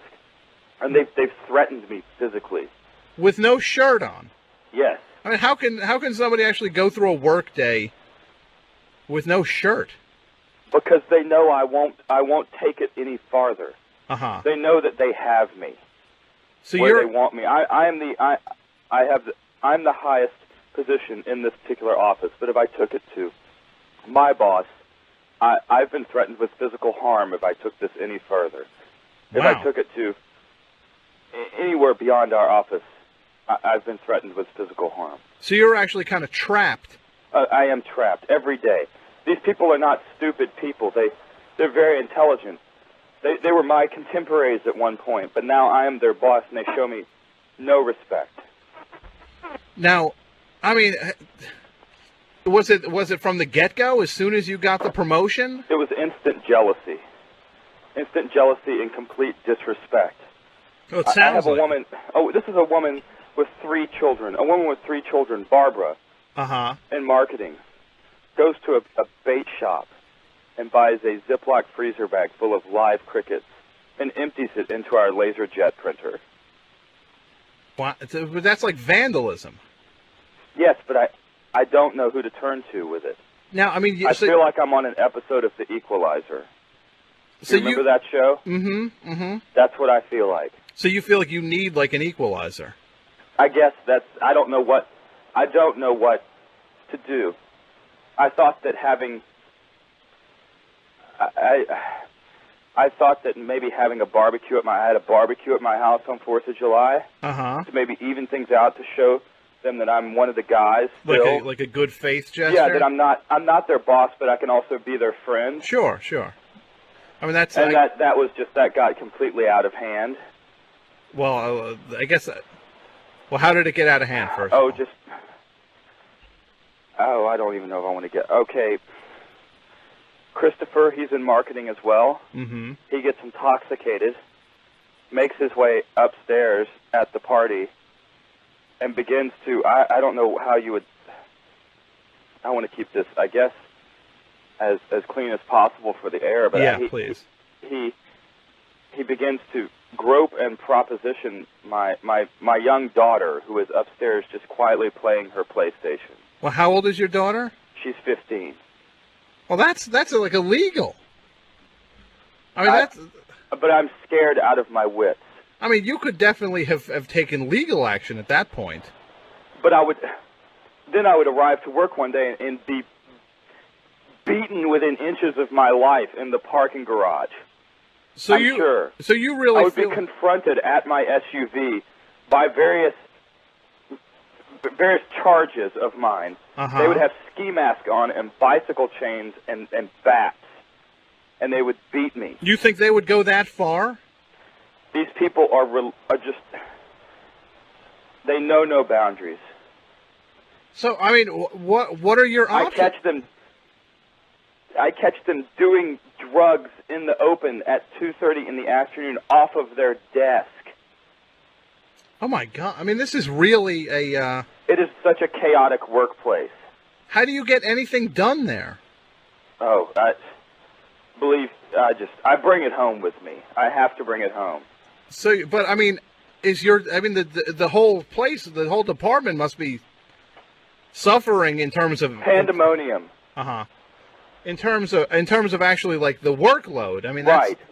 Yes, but where does that fall on me? So you're actually now covering for everyone. Oh my God, you really are in. I mean, can you at all request to just go back to your normal job? I have 3 or 4 times. They won't allow it. Nobody wants my job now. It's like they know.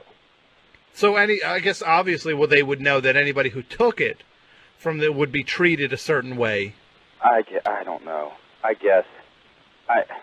Well, I mean, have you given any thought to... I had an employee, Patsy, just today try to cram a honey bun into the floppy drive of her computer. I have a man... I have an extremely talented, smart young man that works under me in our creative department.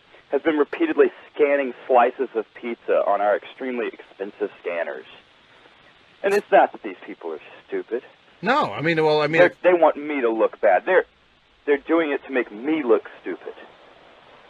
I don't know what I'm going to do. I mean, can you give thought to moving on or getting transferred, or? I don't know what I'm going to do. I'm really at the end of my rope. Well, I mean, you have to kind of. I guess first of all, you'd have to like protect your family. I mean, that's your first allegiance, is to your family, you know. Yes. But you also have to, you also are entitled to... They explode food in the microwave in the break room. Deliberately? Yes. Yes. Wow. Somebody crammed an entire birthday cake into the microwave and put it on for 15 minutes. Just today. Just to watch it explode or have it explode? Just to watch it ooze from the vents. Oh my God! It was another employee's birthday. It's a zoo. Well, maybe you can. It is like I feel like I'm in the blackboard jungle. I mean, do you feel you were mentioning potential physical harm? I mean, is that something that's real though, or is that just something you're assuming? Real. I believe it's real. They slip notes to me all the time, threatening notes. Wow, this is not a healthy situation you're in at all. Yeah, and I just for $20,000 a year, it's just not worth it. Wow, that's not a lot of money for this at all. That's what they tell me. Well, I would agree with them. Well, I wish there was some. I mean, I don't see a solution here. Can you help? Will you come to my job with me and talk to them? You're good with people. You have a radio show. Will you talk to these animals? and what? Like try to. I mean, make them laugh. I don't know. Make them. I mean, under the guise of what though? I mean, how would I? I mean, as like a speaker. That might be good. Yeah, a motivational speaker. Have you ever done any work in that field? No, I've never done any motivational speak. I don't know if that's something I have the capacity I just figured for. You just. I mean, you have such a good delivery over the radio, and you're probably very good with people, and I figured you might want to accompany me. Well, how big are you? I guess What's your physical makeup? A little more than 6'2". Okay. Are you muscular? Oh, I'm healthy. Do you own a pair of blackjacks? No, I don't have any weapons. I guess I could. I mean, okay. What if I came and picked you up tomorrow and we went by the Army surplus store and you came up to my job with me? I will try to help you. I mean, but I just I couldn't guarantee that there'd be any results. I mean, it's not. I mean, this sounds like it might be too far gone. I mean, I will try to help though. Seriously. Okay, I just don't know what. I went up behind Patsy today at her desk, and I was just wondering, where where the Cleveland report was. It was due last week, and she turned around and she maced me. Well, see, that's actually that's violence. I mean, that's actually that would be like a line that I would feel you have every right to like vacate the job or even look into some kind of legal action against your employers. Honestly, I feel that my break lines will be cut. That there will be the minute I take this beyond. I'm scared now talking about it live over the radio. The minute I take it beyond the workplace, I think that's when they are going to take it to the next level. Oh my! Well, I could turn the ignition of my SUV tomorrow morning, and it could explode in front of my house. You feel they would go that far just because you're their boss now? Have you ever worked in mortgage? No, I haven't. So it's that bad there. That's the attitude is that. Yes. Oh. And a lot of times I feel like the $20,000 a year is just not worth it. I would agree. I mean, I would agree wholeheartedly. Okay, Tom. Well, I feel a little bit better. I mean, if you want to email me and let me know some specifics, maybe I can help you out some way. I mean. Okay. Okay. I'll try to help as much as I can. Okay. Thank you, Tom. Well, thanks for calling, and I hope everything gets better. I'll keep you posted. Okay. Thank you. All right. Bye-bye. All right. Good luck. Oh. It's completely depressing. Oh. WFMU, you're on the air. Hi, wait a minute. Now I'm starting to suspect these calls. I mean, is this the theme of the show is like get 'em or stuff like that? No, it's open phones. Because it sounded like the same guy who was saying that he was, your, abuse freak from high school. I don't think that was him. I mean, I don't think that guy's clever enough to do that. Because this guy sounded like a bad John Waters movie. 20,000, and he's letting people grope his daughter for 20,000 a year. I agree with you. I think it sounds horrifying. What the hell is he putting up with it for?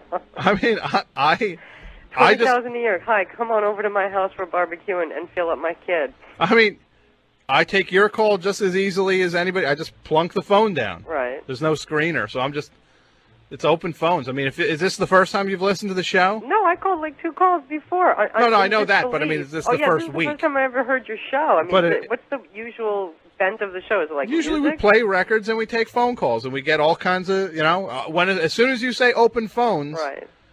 It almost is like a red flag for, some people to vent or to just to be weird, or I mean, it's you get the full spectrum, and then you get normal people like you. Normal. Well, relatively right, normal. Right. You seem normal in comparison. Right. But no, I'm not this is. Because that sounded like bad John Waters. 20,000, groping my kids. They're gonna bomb my. That was like delusions of grandeur, bombing his car. Well, I guess maybe he is under like some work-related stress. He's coming apart at the seams or something. I don't. Would they pay that low for his job? I don't know anything about the what was he in mortgage? I don't know anything about that business. I mean, if he paid me a couple bucks, I'd show up and threaten him. Well, if he emails me, maybe you and I will go down together. All right, we'll split the cost. Yes. We'll have them, write it into the budget. We'll go. We'll straighten their asses out quick. All right. All right. It's a plan. All right. Thanks for calling. All right. Bye-bye. All right. Bye.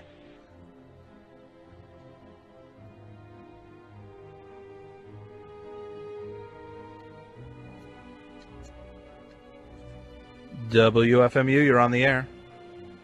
Hi, okay,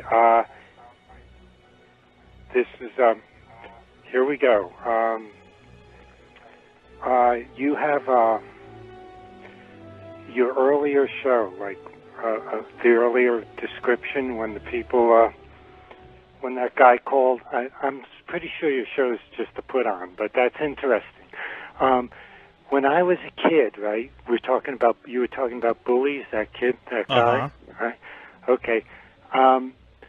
We used to have Little League football practice. Okay. And people, the weaker kids used to be beat up by the stronger kids. I mean, this was a normal event. I watched it for 4 years. That's real life. I mean, it happened to me. It happened to you. Were you one of the ones getting beat up? No, I was too statusy to be beaten up, and yet I couldn't get into the sadism part. Uh-huh. So you were kind of in the middle. Yeah, but I'm wondering, is that the way the world is now, too? I think the world is I think the world has always had an aspect of cruelty to it, where some people are insecure and they just look for the most easily attainable source of power, which is their fists, or so it's the way to make them feel good about themselves the quickest way. It's not fists. It's like the general flow of the way people treat each other, whether it's verbally or in business and things like that. Mm-hmm. I think it's always been part of the way the world works. Now, with FMU, is trying to participate in that or eliminate it, or where does your small piece of radio fit in? I think we just try to make people's lives more enjoyable if possible. A place where they can hear programming which is more attuned to their life. They can hear the music they like or hear the kind of talk they're interested in. I just think it provides like a little distraction. Okay, a distraction, so it's not like trying to correct any situation or give a voice to the weak or whatever, anything like that. Maybe it can be that, but I don't think that's an active component of what draws people to the station. No. Would you say that makes it different than BAI? Oh, well, I think the station. I think this is definitely more on the entertainment end of things than BAI was. And what kind of audience do you think the two of you attract, and how are they different? And where is like this like sort of isolation with the radio? I mean, I've never done it before. Well, I'm doing it now, and it's sort of like you're going to help me to understand what's going on. What do you mean isolation? Well, like sort of I'm alone, or I'm very alone, and I have these radio stations with their call-ins and things like this, and the two I've picked up on are FMU and BAI, and it's like a possible system. I mean, it's sort of like, I don't know how to describe it. It's a system of communication, and yet it's a system of communication that doesn't seem to have, or BAI seems to have a method of empowerment. You don't, or you're saying you don't. I mean, what do you feel like when you get onto the radio? I just come to play records and try to enjoy it myself, and then that's what attracts me to the station is to try to have fun. Okay, I appreciate that. I actually have to keep the show kind of moving, though. There's other people calling in. I appreciate you calling, though. I mean, if you want to email me, we'll definitely talk about this. No. What I want is to swap anecdotes, and I'll just listen to your other anecdotes rather than philosophize. So long. Thanks for talking. I appreciate you listening. Bye-bye. Have a good night. Nice guy. WFMU, you're on the air. Hey, I'm listening to your show for the first time, or maybe the second, and doesn't it bother you when people call in and suggest that the whole thing is a put-on? I mean, anyone could tell these people are all for real. I mean, this isn't a put-on. You wouldn't do that, would you? Absolutely not. I just take calls, just like I took your call. Yeah, I know. I mean, they just sound authentic, and you're a licensed therapist, right? Oh, no, I'm not a licensed therapist at all. I'm just a talk show host. Oh, really? Well, do you need a permit or a license for that sort of thing? To do what? To be a talk show host. I mean, how do you train for that? Well, how much training did you do to make this call? Well, I did that short day course in telephone use when I got here. Mm-hmm. Wow. Now you're trying to be funny. No. Okay. Again, I am suspicious of you, my friend. You sound like a long-time offender.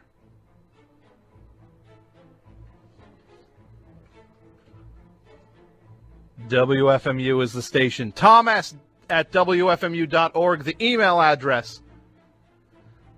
We are actively recruiting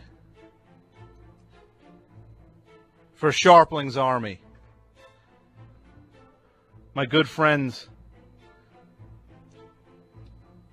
out in the wife-beater football state, as they call it, Nebraska, have requested that I play some Slade tonight. And I will do so. This goes out to Brian and Jack in Nebraska. 201-200-9368 is the phone number. As promised, here are Slade.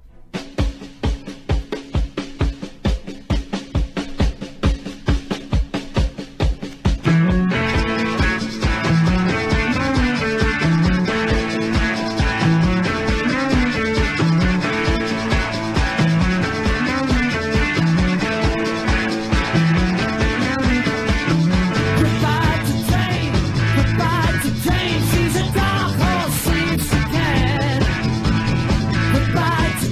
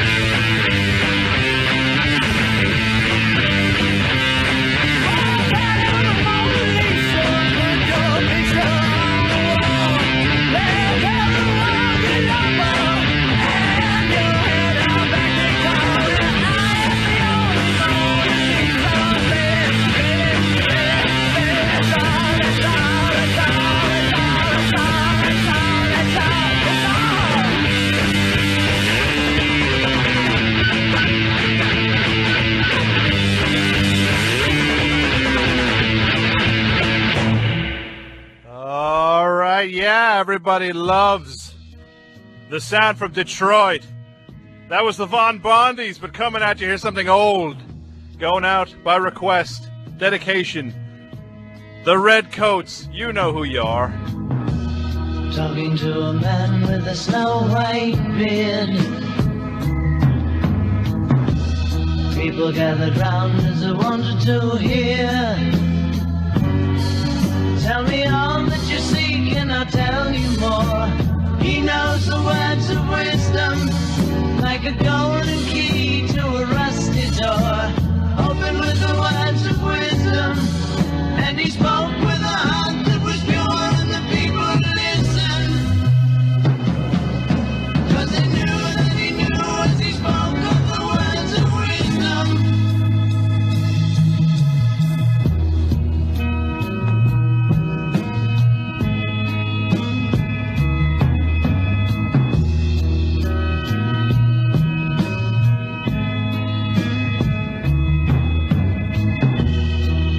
To my library, Malvator, waiting oh so long just to hear you say that the time must come when the truth will be. He knows the words of wisdom, and the deaf will hear and the blind will see. Listen to the words of wisdom, and he spoke with a heart that was pure, and the people listened. 'Cause they knew that he knew as he spoke of the words of wisdom.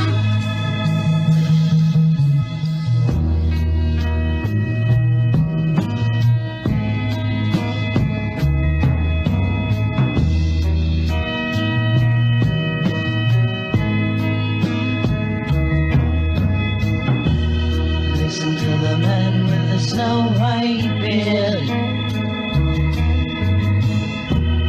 Listen if your thoughts are not afraid. 'Cause his words splash truth on a distant shore. He knows the words of wisdom, and he'll strip your memories to the core. Listen to the words of wisdom, and he speaks with a heart that is pure, so I beg you listen. And you know that he knows as he speaks of the words of wisdom.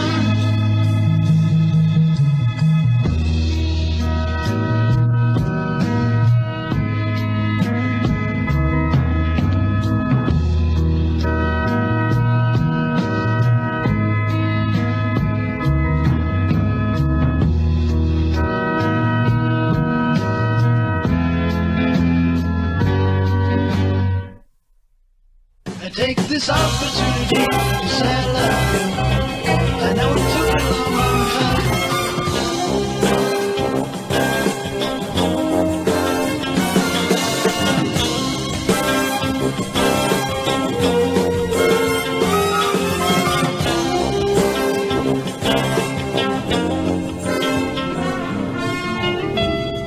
I am over 25, but you can trust me.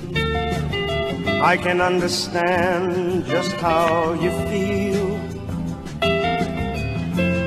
I am over 25, but trust me,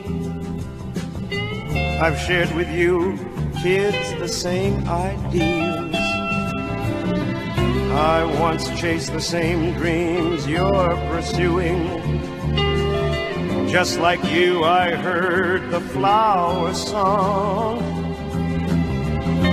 I did everything that you are doing, so I won't put you down and say you're wrong.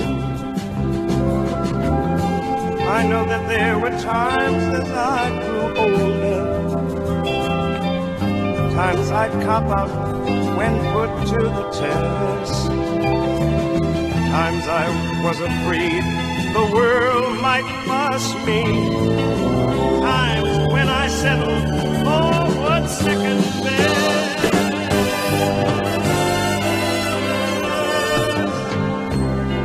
But in my own way, I tried to keep the torch alive, because I always felt that you who are under 25 would pick up where I faltered and go on a step or two. And when someone calls you brother, maybe this time it will be true. I am over 25, but you can't trust me. Trust me, 'cause I trust you.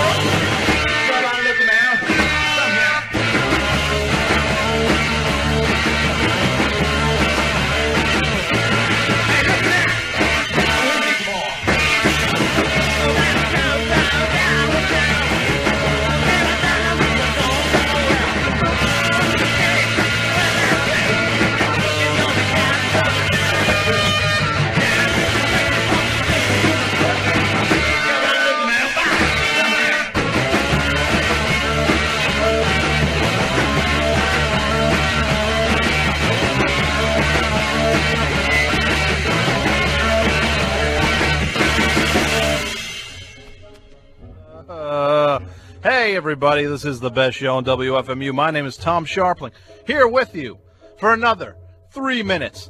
Coming up, filling in for Small Change and Nickel and Dime Radio, the one and only Gaylord, his dramatic return to the WFMU airwaves. He's got the eye of the tiger, too. I looked him right in the eye. He's got it. So get ready for 3 hours of truly entertaining radio. But we just heard Guitar Wolf from a 7-inch on the Bag of Hammers label, Something Else, or Something Else, I'm sorry. Before that, Sammy Davis Jr. from his Sammy Davis Jr. Now album, I Am Over 25, But You Can Trust Me. The Redcoats by request going out from the new reissue, Meet the Redcoats Family. I'm sorry, Meet the Redcoats. Finally. Words of Wisdom. Nice stuff. The Von Bondies before that from Detroit. Their new album on the Sympathy record label, Lack of Communication. The name of the album, the name of the song, Lack of Communication, which would make the song we heard the title track from the Lack of Communication album. The Gibson Brothers before that, from what I believe was their final official album. Memphis Soul today. And it's spelled S-O-L, the word soul, because you can't have soul without you. I think that was the point of the album. We heard My Huckleberry Friend. And starting us off by request, my friends in Nebraska, Slade with Goodbye to Jane. I got 2 minutes left. I just want to say to the guy who requested, who told me to take off the Radiohead record because it's horrible, and that the Iggy Pop new album is the definite solution for what I should be playing. Let's listen to some of this new Iggy Pop record.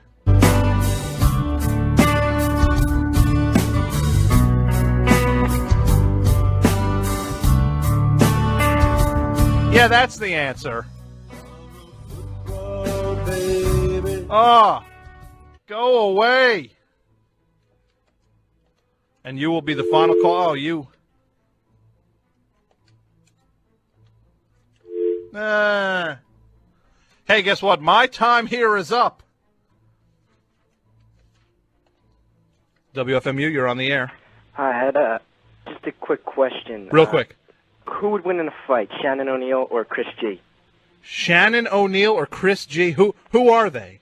Fist fight. Just they're two random people I know. I just want to know who would win in a fist fight. Chris G. Good night. Hey, everybody. You're listening to WFMU East Orange, WXHD Mount Hope, worldwide on the World Wide Web at WFMU.org. Stay tuned for Nickel and Dime Radio with your special guest host, Gaylord.